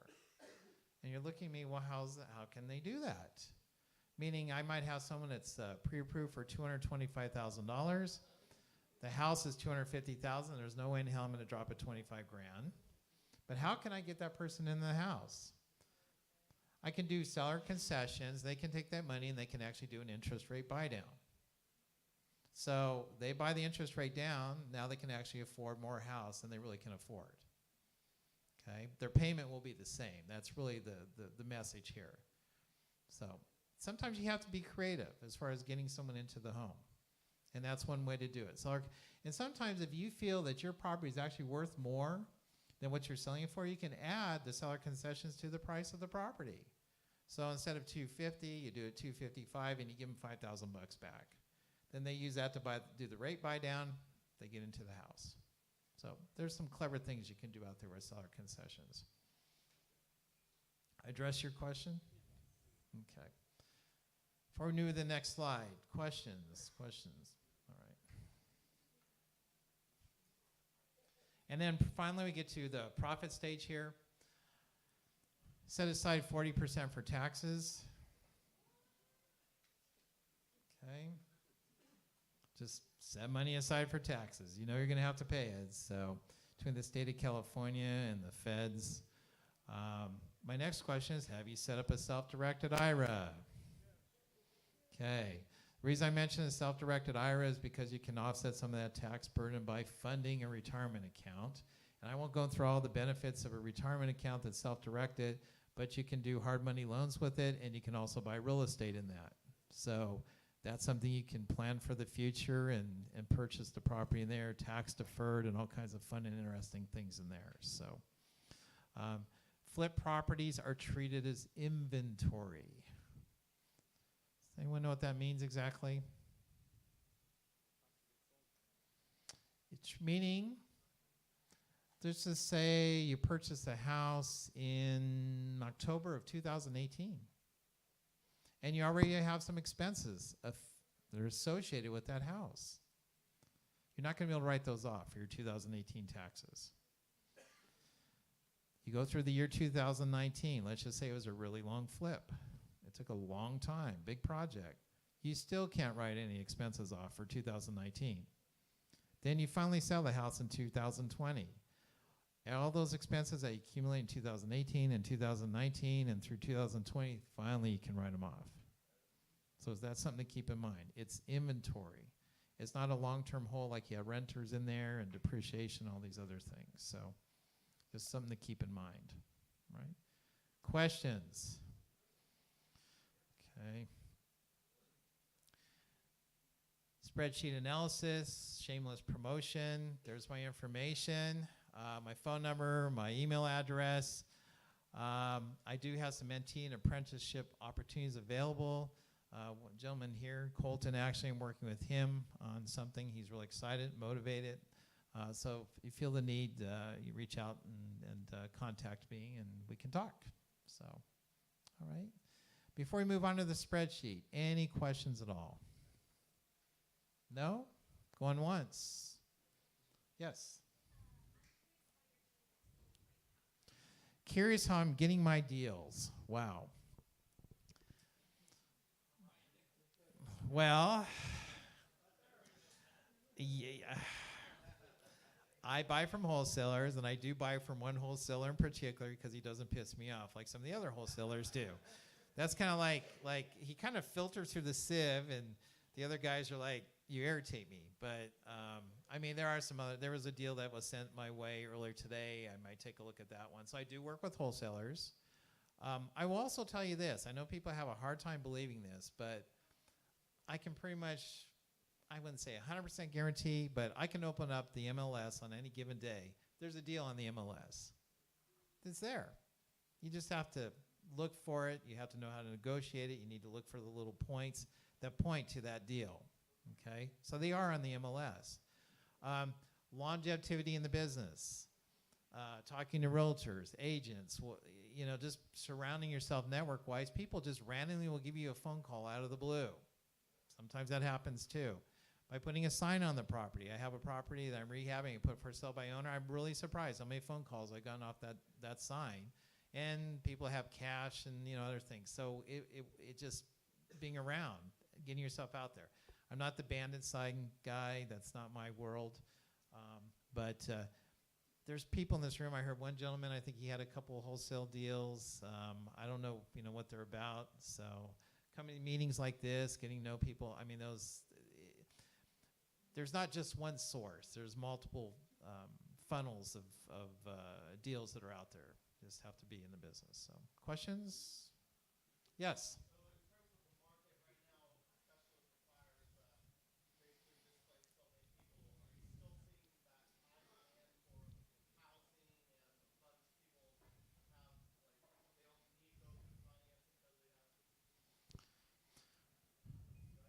Question?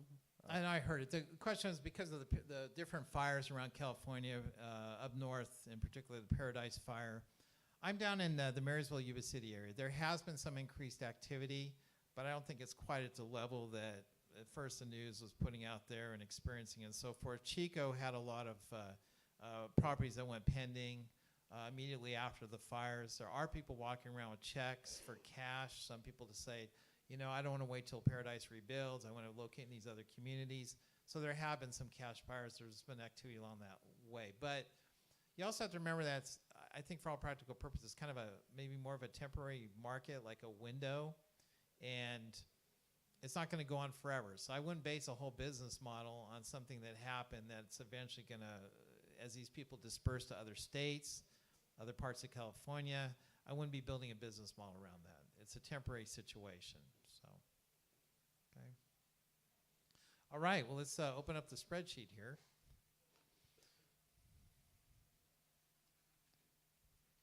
What time is it? 8:12? Good. Good time-wise. All right. This is a spreadsheet? That's not a spreadsheet.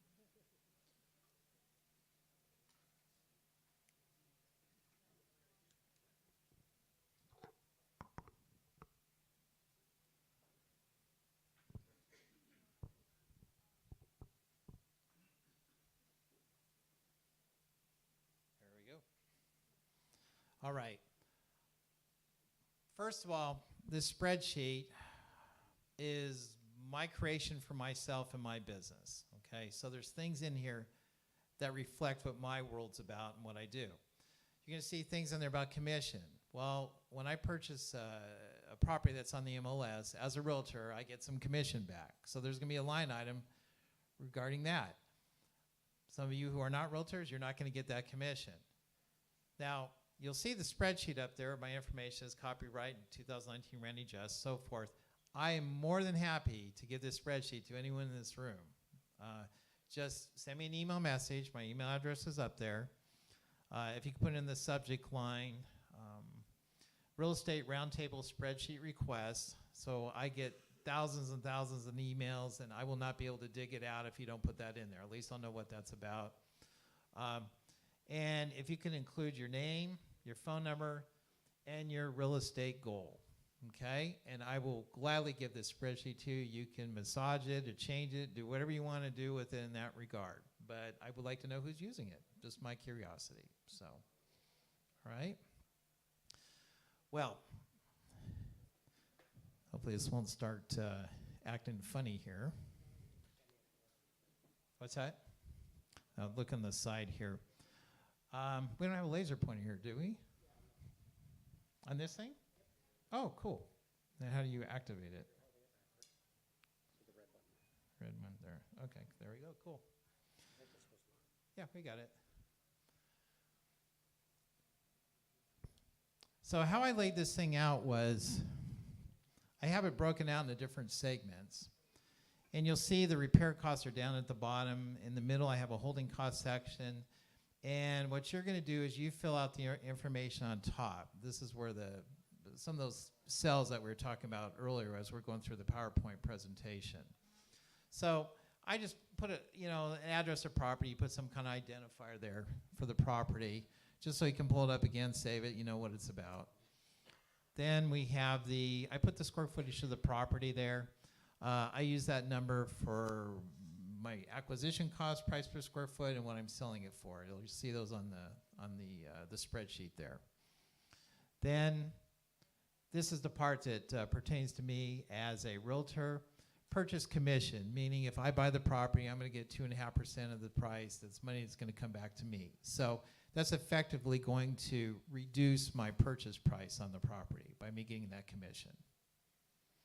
But you guys can just put 0 in there. Then we have the selling commission. And now the selling commission is the commission percentage that I'm going to pay if I have a realtor listed. Okay? Some realtors charge 6, some charge 5, some charge 4, and then I don't know what Purple Brick is, what, negative 2% or something, or I don't know. They're very well funded. I think they're giving people money to list a house. No, is that how it's working with them? No, I don't know. Anyway, they're doing some weird stuff out there, so they're buying audience. But all right, and then we see closing cost contribution. That's a percent that this gentleman here, Randy, asked about closing costs. So when I sell this property, I'm expecting I'm going to be giving a 2% buyer contribution. Okay, I could put 1% in there, I could put 3. These are all estimates that my scenario for this property I'm selling. So I'm front loading all the information here so I can get a proper calculation of how much profit I'm going to make on this property. And then we talked about the number of days to carry, and that's our hold time. Remember, we're talking about the numbers, the escrow, the failed escrow, and all that. So I put 120 days in there. You can figure out what your length of your project is. You can put 240. You can put 400 days in there. You can put 10 days. These are just the pieces of information. The better your information, the better you're going to be able to calculate what you need to do. So, and got the errors and emissions there. We talked about the 5 to 15%. You'll see here my purchase price per square foot is whatever the purchase price of the property is divided by the square foot. That's coming up with that. Then when I put just 2 loan scenarios on here. One is percent down for loan number 1, which I treat as the purchase price of the property. So when I'm buying it, I'm putting 30% down, and then I might be getting a second loan for the renovation cost. And so it'd be 20% down for the renovation and 30% down for the purchase. Okay. Now, let me spend just a moment with that. I feel like I've been blessed in my life. I try to throw out positive energy and meet with people, network, and so forth. And at least for my flips, I get 100% financing. Okay, you're like, what? Yeah, with 0 points. Like, what? Anyway, I know. It's like, it's kind of stunned to hear that or something, or what? Anyway, so there's a few people in my life. Some of them I've known for many, many years. They don't know what to do with their money. They won't get returns. They're frustrated with the stock market, all kinds of scenarios. They trust who I am. They like properties, their loans are secured by property. They know that these are maybe undervalued properties, meaning if they actually they foreclosed on me, they'd actually make money by taking the property over. So they'll give 100% financing. And right now, my 100% financing purchase interest rate that I'm typically getting from these lenders is 10%. So that's my world, okay? They don't backload the interest. They want their monthly payments. So that does cost me on my pocket each month when I do the holding costs. So, and then I'm further blessed because there's other people in my life that provide 100% financing for the rehab cost. Like, what? Anyway. And I give 12% to those folks. And now I made a short little comment earlier about the self-directed SEP IRAs. If you fully understand that mechanism, then you can solicit people to give you private party money financing, okay? So they have just cash just sitting in these self-directed, their SEP IRAs, whatever they have, and say, geez, I can put that money to work, and here, I'll pay you 12%. And so if you know the mechanics and train yourself and teach yourself and know that, that is a sales tool that you can use to acquire money for yourself, okay? Now, one thing, I'm looking at a property this Friday, and I haven't fully completed on these. I've had a couple sales pitches. Ryan and I had a deal, and unfortunately this one didn't work out this way. But for some older folks that they need some additional income. They have a property. They need some additional income. I'm going to be looking at this deal on Friday where I'm going to purchase the property from the lady. She's going to receive probably approximately $100,000. And then I'm going to say, something? I can take that $100,000 and then I can secure it against a property and you're going to loan the money back to me.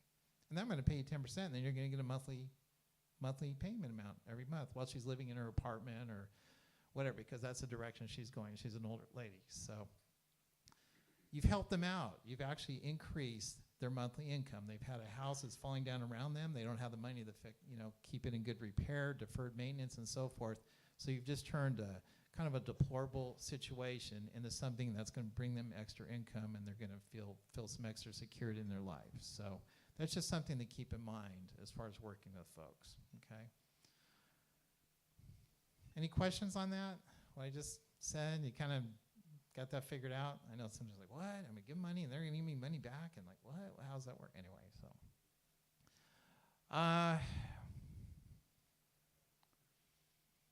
There's the purchase price there. This is my sales commission that I'm getting back from the purchase price, so it actually reduces my purchase price, my closing costs, and my loan points and fees, and my net cost of purchase is there. Then we have the loan interest rate for the loan number 1, loan interest rate number 2, 14%. Yearly insurance costs, okay? On vacant properties, typically the insurance costs are quite high. For a vacant or a property that's owner occupied or has a renter in it, it might be a third or a quarter of what you'll be paying for vacant property insurance. That's because of vandalism and so forth, and a lot of times you're only able to get fire insurance. So like a little 1,200 square foot house, I'm probably going to be paying about $2,500 a year in vacant property insurance. So it gets kind of expensive, but unless someone can tell me an insurer out there that does it much more cheaply, I don't know, but that's my experience. I have house after house. There's usually Tapco, Foremost, Lloyd's of London. There's a few insurers that seem to do these vacant homes. So.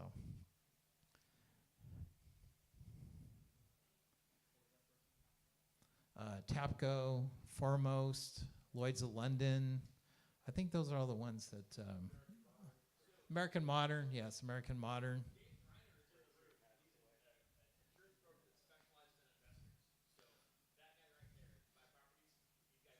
So about $2,500 a year, am I on the mark with that? Okay.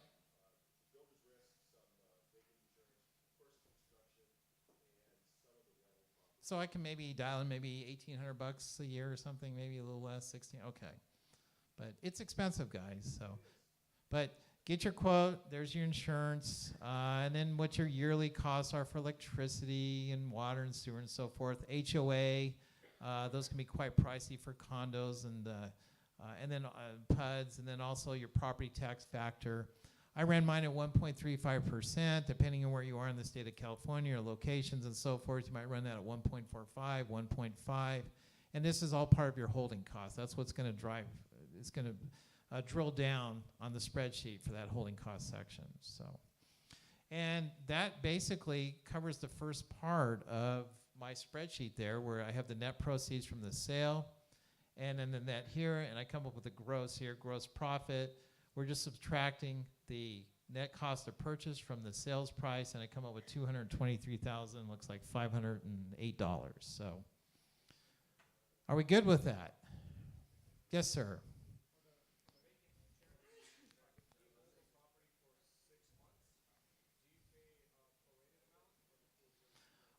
Some of the policies are fully earned after 3 months, and there's different scenarios there. As far as my, yes, sir.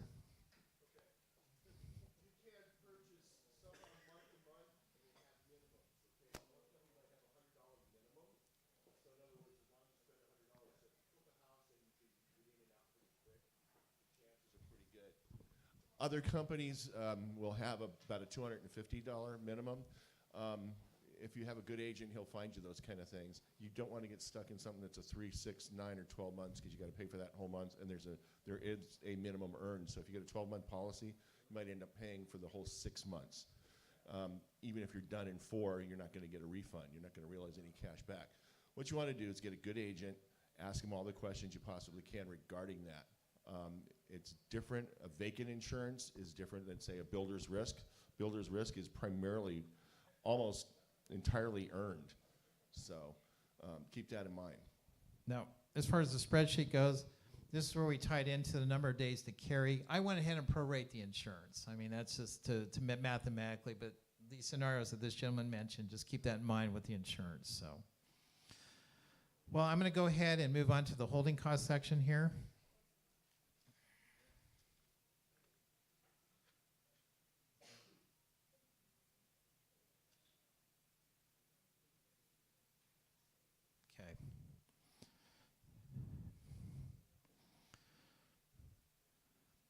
All right, now when we put the information at the top, we said our holding period would be 120 days. So that's where you're seeing all those 120 days coming down the side there, or in the center there, I should say. So what's happening here is we're figuring we're holding for 120 days, where we put that information, the top part of the spreadsheet, the 12% for the first loan, that's what's calculating interest for a period of 120 days, $2,800. The second loan, $4,935.43 based on that interest rate of 14% for 120 days.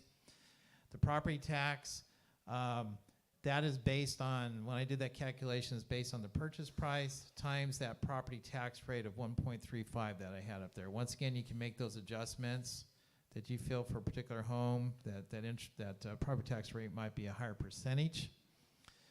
And then we have the insurance, electricity, water, sewer, natural gas, and HOA. Those are all set up as prorated numbers. So this is actually the 120 days, what it's going to cost you to hold the property for that period of time. And then just for fun, I have this number over here, what your whole cost is per day. And I break these out here where we have at the top the sales price, remember the gross profit. We're subtracting out the holding costs, we're subtracting out the repair and renovation costs, and then finally we get down to the net profit of $78,904. So that's really the number when you're doing this spreadsheet, what you're trying to derive, is this a profitable project or not? Now, if I scroll down below, you're going to see the repair and renovation costs. I'll talk about those, and a little idea from line items and how you can change that and so forth. But questions at this point at all in this middle section on the spreadsheet? No? Is it kind of, we're muddy, we're bored, or we're clear on what's going on? Clear, okay. I know these are dry numbers, but I come back to my statement I made earlier this evening. get your numbers together. I know it's really exciting to start tearing your house apart and doing all that fun stuff to it, but in order to figure out if it's going to be profitable or not, this is the stuff that you need to do. You can't get around it. The math is the math is the math. So, all right. And I'm trying to help you out here if you do ask for it to get it from me. Some idea when you open it up, like, what is this? This is just a jumble of stuff. Well, there is some rhyme and reason, everything that's going on here. So.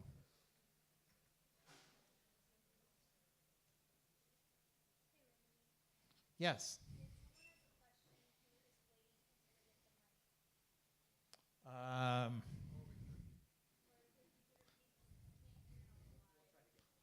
Okay. Okay. Now this is the actual repair and renovation cost here. And I'm kind of grabbing numbers out of the air from experience. We can talk about some of these a bit. Permits, $1,500. HVAC. My typical experience for maybe a 1,200 square foot home on an HVAC system, brand new, meaning there's no ductwork in the home. At least my supplier I use, I'm typically about $6,500 to $7,500 on an HVAC system. As far as my flips go, I hate those dual packs that are on the roof. I positively hate them. I think aesthetically they look like crap. And typically what I'm doing on my smaller footprint houses, my 1,000 square foot homes, 1,100s, I'm taking the hot water heater out and putting a tankless hot water heater in there, so I free up the space where the old hot water heater was. And the other item is I take the furnace out of there. A lot of times the furnace is in a closet or something like that. I take the furnace, it gets tipped sideways and ends up in the attic. And then the condenser for the air conditioning unit ends up outside somewhere. It costs me more money to do that, but I think aesthetically the home looks nicer because it doesn't have that thing sticking on the top. And I also, instead of replacing exactly the way it was, I will get that up in the attic there. And you'd be surprised on a small footprint house, like in a laundry room, how much space you can really pick up. And sometimes it's large enough you can actually get a half bathroom in there by removing those items. I mean, or even sometimes a full bathroom. So it's just a little trick that I do. And people seem to appreciate it. You know, it's good stuff. So flooring, painting, gutters, roof, wood flooring, kitchen, carpeting, bathrooms, fencing and landscape. Once again, I don't put a whole bunch of money in landscaping. If I want to do a garage conversion, there's a space for it. General carpentry, miscellaneous, drywall, pest report, electrical, pool removal, parking lot work, plumbing. Just the numbers. You can change the title, whatever you need to change it to on the left-hand side and put the number in there. For some projects, you're going to want something else. Yes? Does that incur additional costs? Back to the HVAC. Going back to the HVAC, when you put that in the attic, do you incur additional costs when you do that as well? Well, you have to put a platform in there. You also have to run some electrical work up into the attic for a light, a service light. So there's some additional work involved in doing that. But it's just my homes, my small footprint homes. When you have homes that have a small footprint, you try to extract every square footage you can to get out of that home to make it livable space. It's about an intelligent floor plan design because buyers will recognize that. They will. And I don't know how many of you have been in a smaller home where it goes from, you have to walk through the bedroom to get to the bathroom. There's like 2 doors. Haven't you been in those homes? You've seen that stuff? Yeah, you're like, what the heck? It's like, okay, so someone's sleeping in here. I have to go to the bathroom. Like, okay, I'll sneak in there or whatever. So these are the things that buyers pick up in the marketplace as far as faulty floor plans, okay? And I move walls around. If I need to move walls around and create an optimal floor plan, I will do that. So that's just my world. And some other flippers out there, they'll just like, oh, well, whatever. This is the way the house was. I'll just let it be. And then they spend the money on it. And then they wonder why it sits on the market for 8 weeks or 10 weeks or 12 weeks. And they're doing price reductions.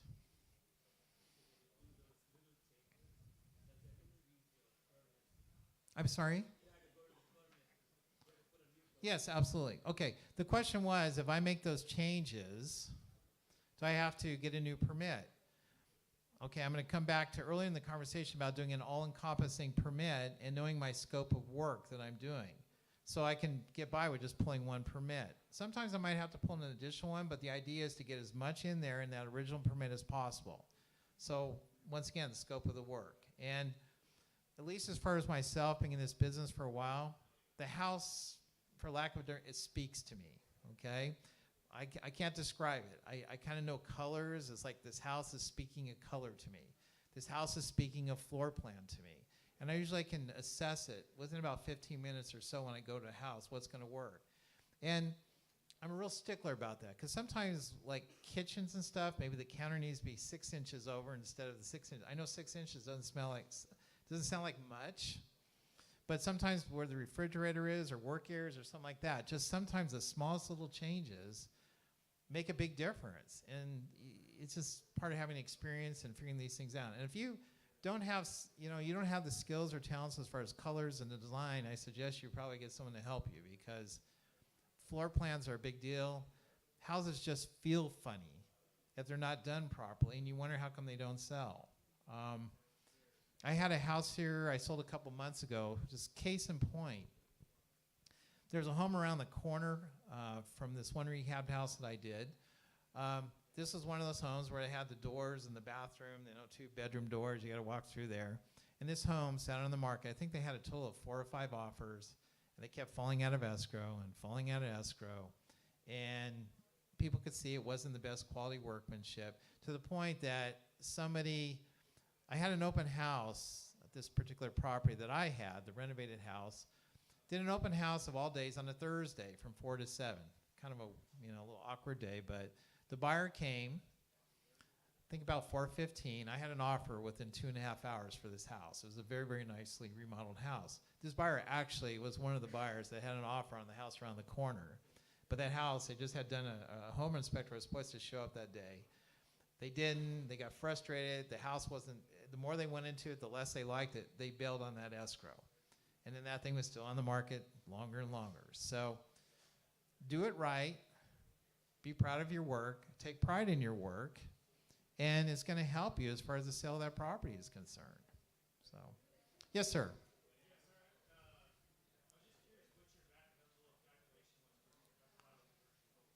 What's your back of envelope calculation for a garage conversion that you left out there? All the fields that are here, you're just putting a number in there.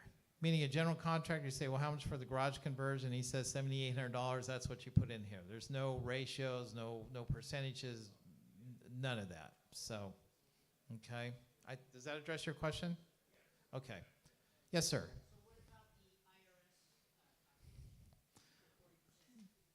I don't have that up here because different people are in different tax brackets and so forth. The question was for the IRS tax calculation.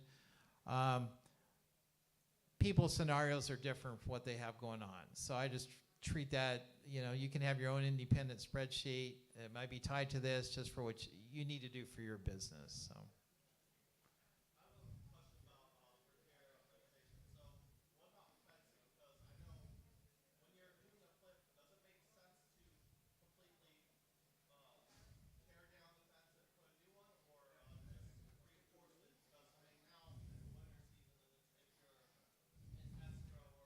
You're trying to sell the property on the market and the fence blows down, that's gonna delay the selling for like 2 weeks or whatever. Well, the question was about how do I handle fencing? Okay, this is an interesting question because it's a bigger question than just the fence, and let me explain why. If the fence is not in good repair, there's a possibility you're not gonna be able to sell this home to a USDA buyer, an FHA buyer, or a VA buyer. In other words, because there's problems with the fence, so you may be forced to repair that.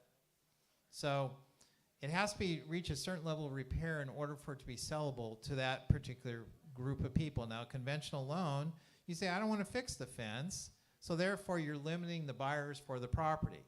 But in some cases, if you have a large property, fences can be very expensive to build new ones.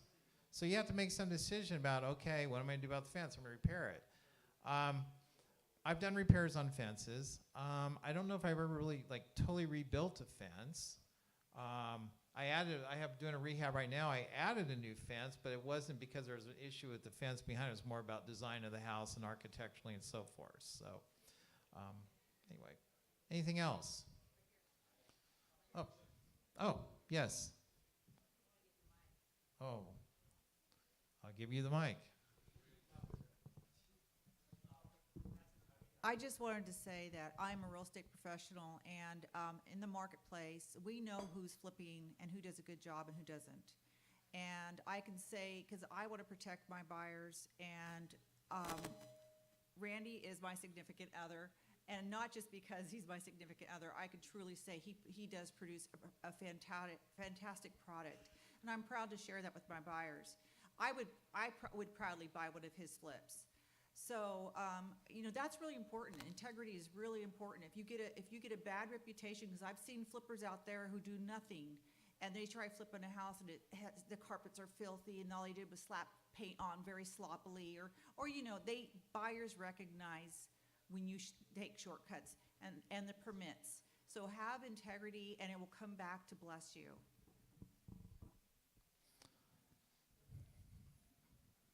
Did you had a question, or? I'm sorry? I'm so. Okay. Okay. Questions at all? Anything else? There's my information. Let me scroll back up there again. Let me say more than happy to give out this spreadsheet. And if you have any other questions, feel free to reach me, or there you go. Anything else? Going once, going twice. Thank you very much.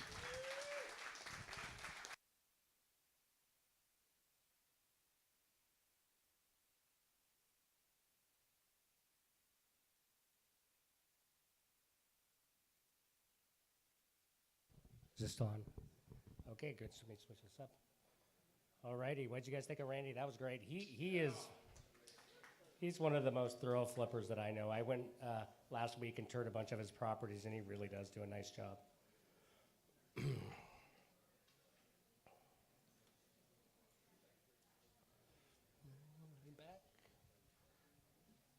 All righty.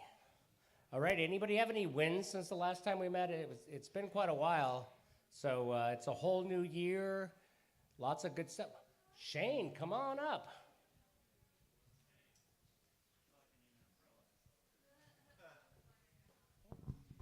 Hey. I just closed on my flip, or my home.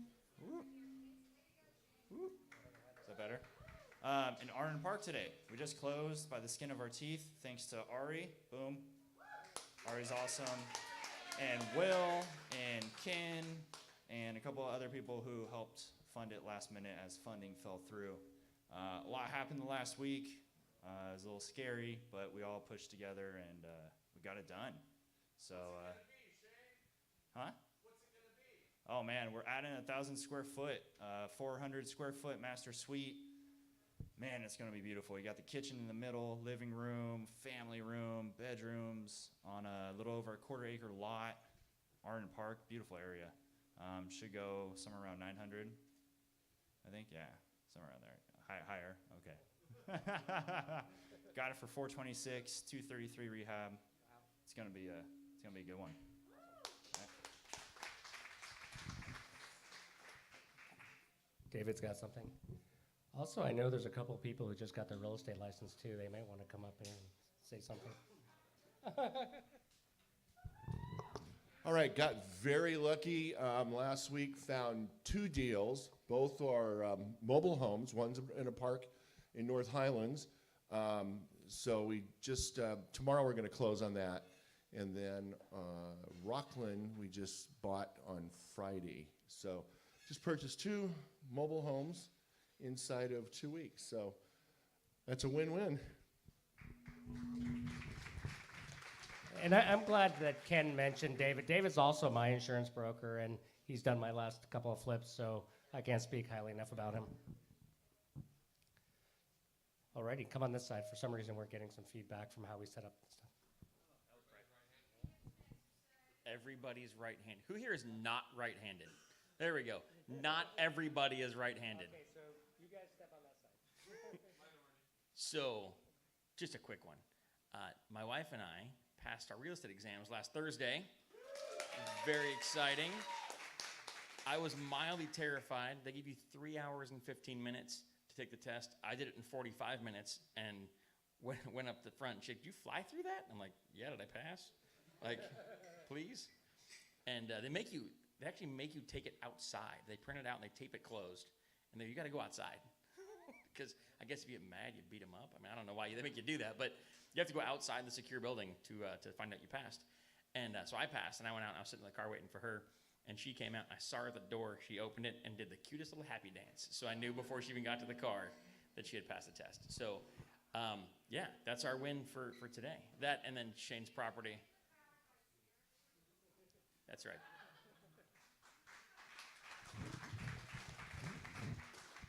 Alrighty. So I think the wins part is really important of this. It's great that we can all celebrate and everybody, and also motivate you if you've been thinking about getting your license. If Ken can pass, you know. Exactly. All right, anybody else have any wins? All righty, moving right along. Okay, it's time for Sponsor Spotlight. We've got all this new great space and this new equipment and everything, so I just wanted to give a shout out to our sponsors. Most importantly, Dwight, get back here. I just want to give a shout out to Dwight. Dwight's the owner of the Fulton 80 Tap House. And, I mean, is this place not awesome or what? I mean, since the Real Estate Roundtable was founded, our very first meeting was at Cupros in Midtown, and we found that the importance of alcohol is really important in networking. I've always felt that way too. Yeah, exactly. And it's also great to have food here. I know a lot of you come from work or don't have a chance to eat first, so it's great that you can have it. And by supporting him, by buying food and alcohol, we get this awesome place. So Dwight is awesome to work with, and we love it here. So I just wanted to give a shout out to him. Next, I want to give a shout out to our volunteers. Everybody that helps run this group is a volunteer. Jen does a great job. She does tons of social media. I am thrilled that Colton stepped up and helping with all the technical aspects. We've added new stuff, so we'll work out some of the bugs. We think we know what some of the mic problems are, so just bear with us, it'll get better. Marissa is always got our back. She comes early and helps us set up. Simone and Shane help on the check-in. I want to give a shout out to my stepbrother, Steve. He's been helping out with video and photography tonight. And of course, our speakers, all the people that support the group from a volunteer standpoint. That's what keeps this group going. And our brand new sponsor, not only does he volunteer his time to speak at the group, he's helping us financially too. So Randy Just is our latest sponsor. Did you want to say something in the new? I think you know what Randy's all about, so you'll see more of him. He's a regular sponsor, so he'll be coming around. The one thing that I did want to, he mentioned a little bit about his mentorship. Colton's one of his new partner mentors, and what I really like about the way Randy's doing it, that he's a partner, he's in the deal, he's got financial, and to learn this business, you really have to have skin in the game. And I think Randy's approach to that and Colton's situation and willingness to jump on that, I'm just thrilled for them. And I'm thrilled that they met here at the Real Estate Roundtable. So partners are getting formed. Next, Matt, the mortgage guy. Hold the applause. Done. I'm like a comedian that bombed his set. I won't take too much of your guys' time. I know these things run late. Me and Eric talked about spending the 5 minutes or however much time I come up here to educate you guys. The good news is I plan on doing that in the future. The bad news is I don't have anything prepared for tonight. But one of the things that would probably add value to this group is that most folks don't know lending isn't where it was in 2006, but there is a ton of non-QM products out there. There's stuff where you can use non-qualified mortgage. So a lot of folks, especially in this space, real estate investing, are like, hey, I don't have a 9-to-5. I'm not a W-2 employee. I can't get Fannie, Freddie, FHA type loans. But there are, if you have enough money, you've got a couple years self-employed, you can show that you have income coming in on bank statements, there's alternative lending is pretty much what it is. So in the coming months, I'm going to present different stuff, different products we have with that. A great group like this, I just want to be a resource. And the good news is I've got calls from this group, and I really enjoy helping people. I personally do about 120 deals a year. In my office, we do 12 to 1,500 deals a year, so I see a lot of real estate deals. And so calling me, if I can't personally help you, I can at least say, hey, I've seen that before and give you good advice. If it's something like a lot loan, I don't do those. I know who does at US Bank. If it's a construction loan, I don't do those. I know who does those at Umpqua Bank. So I'd love to point you in the right direction. Ryan Nickel referred me to somebody. I talked to a nice gal who's in a little bit of a pickle. And I like to think that, you know, even though I couldn't personally do anything for her, the 10 or 15 minutes I spent on the phone kind of guiding her and giving advice was helpful. I know Ryan does the same stuff. He comes across people that need his help, and he spends the time to help them out. You know, not necessarily going to result in any business for either one of us, but trying to help folks out. So call me. I'd love to chat. MattTheMortgageGuy.com. You can get my phone number and all my contact info there. I've got a YouTube channel with a bunch of good info on mortgage and real estate and things of that nature. So reach out to me. I also talked to somebody. Where'd our Alabama guy go? The guy said he's an Alabama flipper. That was my win, Eric. Alabama property after 12 months of no rent. They paid their rent in January. The new tenants. Old tenants are out, new tenants are in. So anyhow, that's my spiel. If you think of something you want me to talk about mortgage-wise, and you're just saying, hey, I've heard about this or I've heard about that, can you speak on that? Shoot me some ideas. Because I'm not going to be here in 2 weeks, but the first meeting in February, I plan on coming up here and presenting something. If you think of something that would be of value to this group, please let me know, and I'd love to present on it. Thanks. Great, thanks, Matt. Sierra Bay. Oh, you know what? You sent a slide, didn't you? It didn't make it into the deck. I apologize. Do you want me to check the email? There's like 3 bullet points on it. There's not much to it. Hey, over there. Hey, everyone. I'm with Sierra Bay Real Estate and Development, along with the crew back there, that whole table. Woo!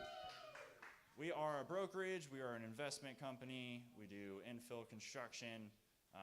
We pretty much do anything and everything related to real estate. And we have a pretty awesome, I'm not even going to pay attention to that. We have a pretty awesome apprentice program that I'll talk about a little bit later. I was told to talk about something specific, and with a few minutes, I couldn't really figure too much out, so I'm going to talk about foreclosures a little bit, and mostly about real estate investing in general. So I started to really get into foreclosures as a strategy about a month ago, hitting it hard, 100% all in. And I did that for a few reasons. Number one, I'm not reinventing the wheel. There are some successful investors in the Sacramento area that work on foreclosures. Ryan Nickel, I believe, works on a good amount of them. Alexis McGee. Laurel is gone, but I know she does a lot of them. And a gentleman by the name of Carl Dexter, which many people probably don't know of, and I'll talk about a little bit. But essentially, that was one reason. The second reason, you can make a lot of money. That's pretty much it. The third reason, you get to help a lot of people. You get to help people out of really, really bad situations.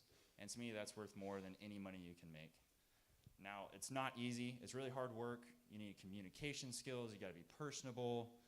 If you don't have those, partner up with somebody who is, if you want to use this strategy. You got to communicate well. You've got to help them, and they got to know that you're being genuine and not just a robot. No sales pitches or anything like that. So, sorry, it's hard without the slide. I'm trying to remember it in my head right now. It takes a lot of perseverance. You know, you're going to get denied. You're going to be told no a lot. You're not going to go to one door, one phone call, and get a deal out of it, especially with foreclosures. You got to go multiple times. You got to follow up. If you call and you get the wrong number, maybe you have to door knock. If you send a mailer out and you don't follow up, you just probably wasted that money. I think you need like 5 to 10 contacts in order to get a deal done. So you got to follow up, and you got to have a system to do that. You got to track your mailers. Maybe you send them today, call them in a week. They don't answer, door knock. Be persistent about it. And that's pretty much good advice for any real estate investing, not just foreclosures, but I really like foreclosures, so that's what I do. I mentioned Carl Dexter. He is awesome. So he has been doing foreclosure investing in foreclosures for 20 years. And I met him about 4 or 5 weeks ago with Eric and Alex, and what he teaches is just mind-blowing. I've never heard of it. I've never heard anybody do it. It's a complete niche. And Sierra Bay and I are awesome, and we were able to get him to teach at our apprentice program tomorrow night at 6:30.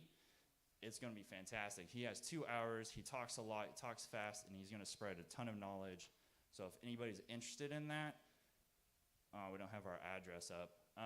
You can talk to myself, Will, Natalie, Monica, Ken. There might be some more Sierra Bay, Lionel for the address.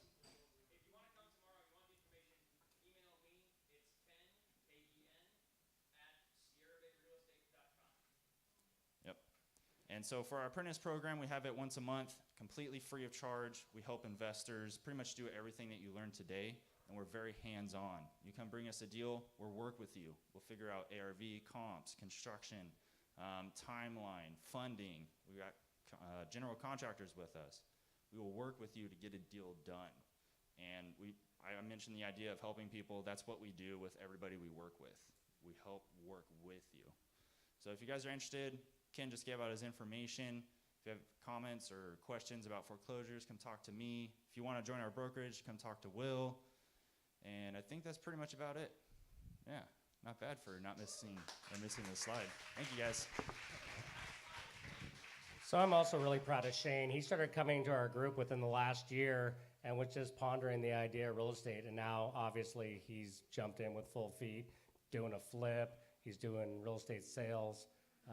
I'm really happy to see that, Shane. All right. Also, we have sponsors that are friends of the Real Estate Roundtable. A lot of the more seasoned veterans feel that there's so much value given here that they would gladly pay some of the fees that the other groups charge, $20, $25 a month. So they just make an annual contribution just to keep the group going. One of our principles when we founded this group is to make sure the real estate investing knowledge is available to anybody who wants it. So our goal is to always keep this group free. So we thank those, that would be Colin Clemson and Guido. And there's still more sponsorship opportunities. If you feel you get value here and want to contribute, just talk to me. Pitches, anybody else have a pitch? Come on up.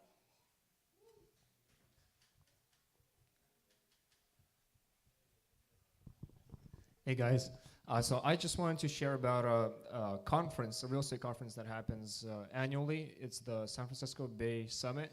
Has anyone been to it in the past? It's just one person. I've been to all 3 past years that they've had it. It's very similar in spirit to the roundtable. So you have about 300 or 400 investors there. No pitch, no sales, none of the pitchy stuff. And everyone's very open to share. There's newbies, there's very experienced investors, and it's a 2-day conference that's going to happen on the 16th and 17th of February. So if you guys can go to the sfbaysummit2019.com. They have an early bird special price of it's a $295 is what it's at until tomorrow. So tomorrow's last day, and then it goes up. So if you guys are interested in it, you can take a look at the website and sign up. Again, it's sfbaysummit2019.com. It's very awesome. It's the best one I've been to, I'd say, in terms of just the friendliness and the atmosphere out there. So really inviting anyone who wants to go. Anybody else? Anybody have any deals that they want to pitch? Oh, Ari, come on up. You as well. Hey guys, just a quick plug. I appreciate Shane and the Sierra Bay crew for the shout out there, but I am a private lender here in the area. Do both residential and commercial. Work with a small group, about $60 million. We fund local deals here in California, and rates are competitive. There's no junk fees, straight up process. We're a small group, well funded. We move quickly. We can't fund up to 100%, but we do fund up to 90%. 90% cost, that is, purchase plus rehab, and typically turn deals around in around 7 to 8 days. So if you're interested, feel free to flag me down. I'll be here. Thanks a lot.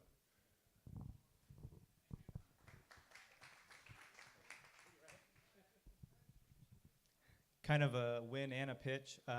Got my first deal in escrow for a flip on Thursday. So, private lenders out there, purchase price is $227. Just come see me after the meeting if you're interested. This is my 10th flip, in the last 12 months, so I'm an experienced investor. I'll cover all the rehab costs, just looking to see if someone wants to make 10% interest over the next 3 to 6 months. Thank you.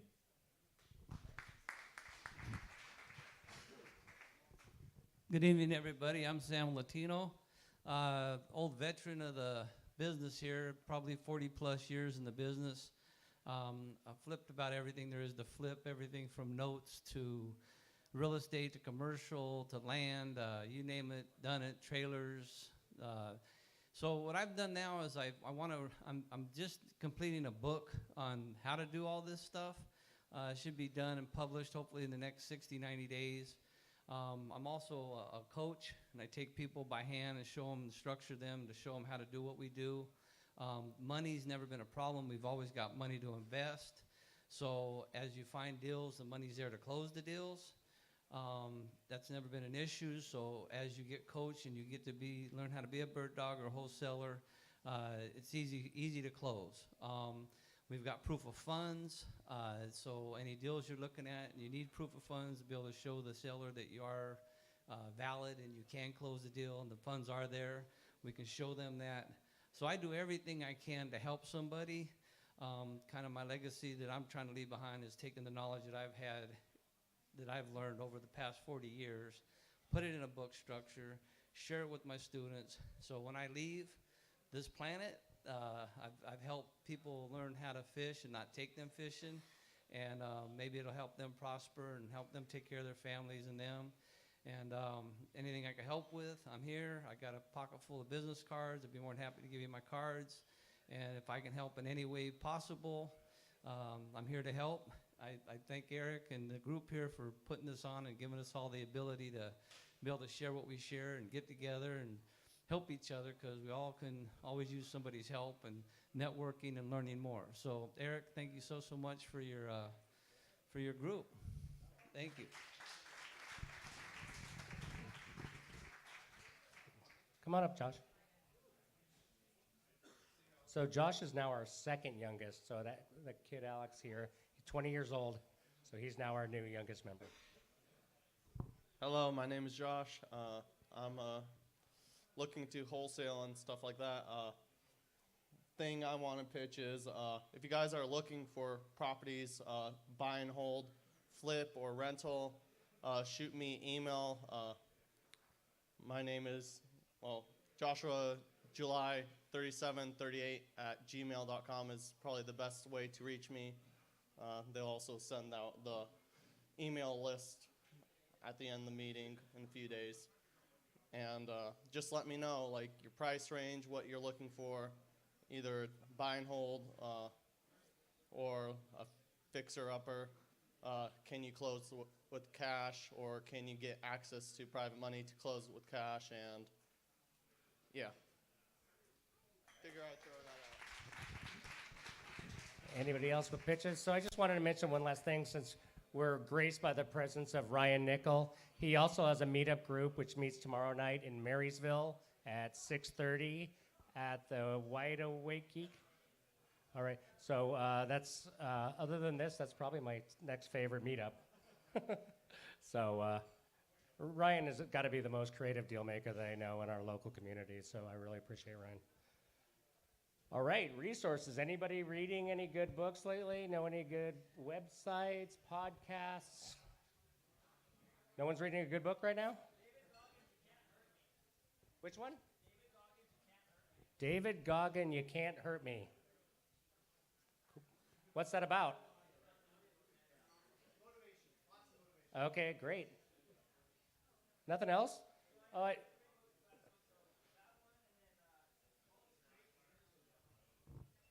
over here.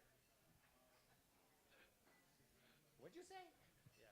So David Goggins is a great book. The guy is a phenomenal. He's a beast. So it's a great book. It's called You Can't Hurt Me. And then the other one is for entrepreneurs that feel the calling, that they feel that this calling is to create some things. And so it's called Called to Create. And I can't remember the guy's name, but he's a startup guy from Silicon Valley. But it's a really good book. And I'm in the middle of the third one right now, so I can't recommend it until I finish it. But those are the two that I would say. Awesome. I do have blog on there. I post a lot of stuff from Ryan Lindquist, Sacramento appraisal blog, it's probably the best resource for local market data and trends and graphs, what's going on in our community. So I always added my own recommendations. So this is my pick of the week. I like audio content, podcasts and audiobooks, but Epic Real Estate Investing, this is a fantastic podcast. It's kind of a unique format because there's multiple speakers on there, so every day they have a different topic or a different approach, or sometimes it's on mindset, sometimes it's on investing. Great podcast. So if you're looking for more awesome real estate content, check that one out. What's that? You were on there? I told you it was great. Jen, tell us about the book of the month club, real estate book club. Thank you for the people that came out to the Real Estate Book Club last month. You guys are awesome. So this month, or February 4th, we're going to be talking about crushing it in apartments and commercial real estate. This is a really good book that was highly recommended. It's also an audiobook. Anybody that wants to be into multifamily, it's really fun to talk about. We meet the first of the month every Monday at 7 p.m. at Temple Coffee. Yeah, the book club is great. It's more intimate. It's at Temple Coffee, which is a great location. And it's Jen's show, so it's fun to just show up as an attendee for me. Also, if you're not familiar, we have the Real Estate Roundtable group page. All sorts of content put on there. In fact, that's where we're live streaming the information right now. So if you haven't already joined our community, I've contacted and done deals off our page. So if you're not a member of that, please join. Also, our friend Tapan over at Capital City Wealth Builders is doing a 3-day real estate conference this weekend. As of today, he still had about 4 spots left. So if you're interested in getting some high quality, great value content, you might want to check into that. Once again, it's time for the real estate road trip. So Robert Campbell's going to be speaking at the Bay Area Wealth Builders this Thursday night. He's one of the guys I follow as far as market cycles in California. We also have Bruce Norris will be coming up at NorCal RIA in March. But I think the combination of these two guys as far as how they're forecasting the market is excellent. So either talk to me afterwards, there'll be another email. But if you're interested, we carpool down, we meet up and head down. Colton's a regular, and I think the road trips. You know what's great about them is that when you're stuck in the car for a couple hours with some of your fellow real estate, yeah, Alex is over there. Alex goes with us too. I mean, that's where you really get to connect someone. You go learn some great contact. You get an opportunity to talk about it afterwards, and you get to really learn, some of the more personal traits about your fellow real estate investors. And like we always say around here, if you want to partner with people, you need to know, like, and trust them. So I highly recommend getting stuck in the car with someone for about 2.5 hours. You'll really get to know them. We have a great calendar of awesome speakers coming up. So in 2 weeks, our presenter is going to be Don Costa. Don Costa is a high-volume flipper in the Fresno area. Ryan actually works with him and knows him really well. In fact, so we get to be graced with his presence again. He only comes to my group when he speaks, so when he comes here as an attendee, I am thrilled. But Don Costa, he did somewhere around 200 flips last year, and he's going to talk about all the aspects about particularly how he does it at such a high volume. I mean, you really have to systemize your business when you're doing that. He also has the Flip Talk podcast, so I'm anticipating a big crowd because the plan is to leverage his audience as well. So that'll be a great one. Following that, we're going to have Alexander Munn. He's a real estate attorney. There's been a lot of changes in the real estate world. A lot of stuff that's been on the radar, even things like rent control, which didn't pass, is still a hot topic, both in the government and with advocacy groups. So that'll be great. I saw him speak at the SAC Association of Realtors, and he's really funny too. So when you can find someone that can give you legal content and entertain you, that's a rare combination. And then followed by that, we're going to have our friend Ryan Lundquist come and give us a market update about how he's analyzing what's going on in the market. Once again, if you haven't checked out the Sacramento appraisal blog, it's probably the best resource for market data on what's going on in Sacramento. And also Ryan's funny too, so we got some good content coming up. So that's what we've got on the calendar. Anybody have any aha moments? Any light bulbs go off tonight? Nope. Well, I'll always make a comment. So I'm always amazed at how great this group is. Thank you, Randy. Randy has got so much information packed into that brain of his, and it's fun to just get to hang out with him and learn. And like I said, I'm thrilled that he's working with Colin, and I know he's looking for more people to work with too, so make sure you get a chance to talk with him. And with that, why don't you go out there and make some good things happen. We'll see you in 2 weeks. Make sure you stay in network. If there was anybody you heard during the intro round that you want to connect with, we got the room till 10 o'clock, so please stay in network. Oh, and by the way, all the slides and will be sent out in the next day or so, so keep an eye out for them, and we'll look forward to seeing you in 2 weeks.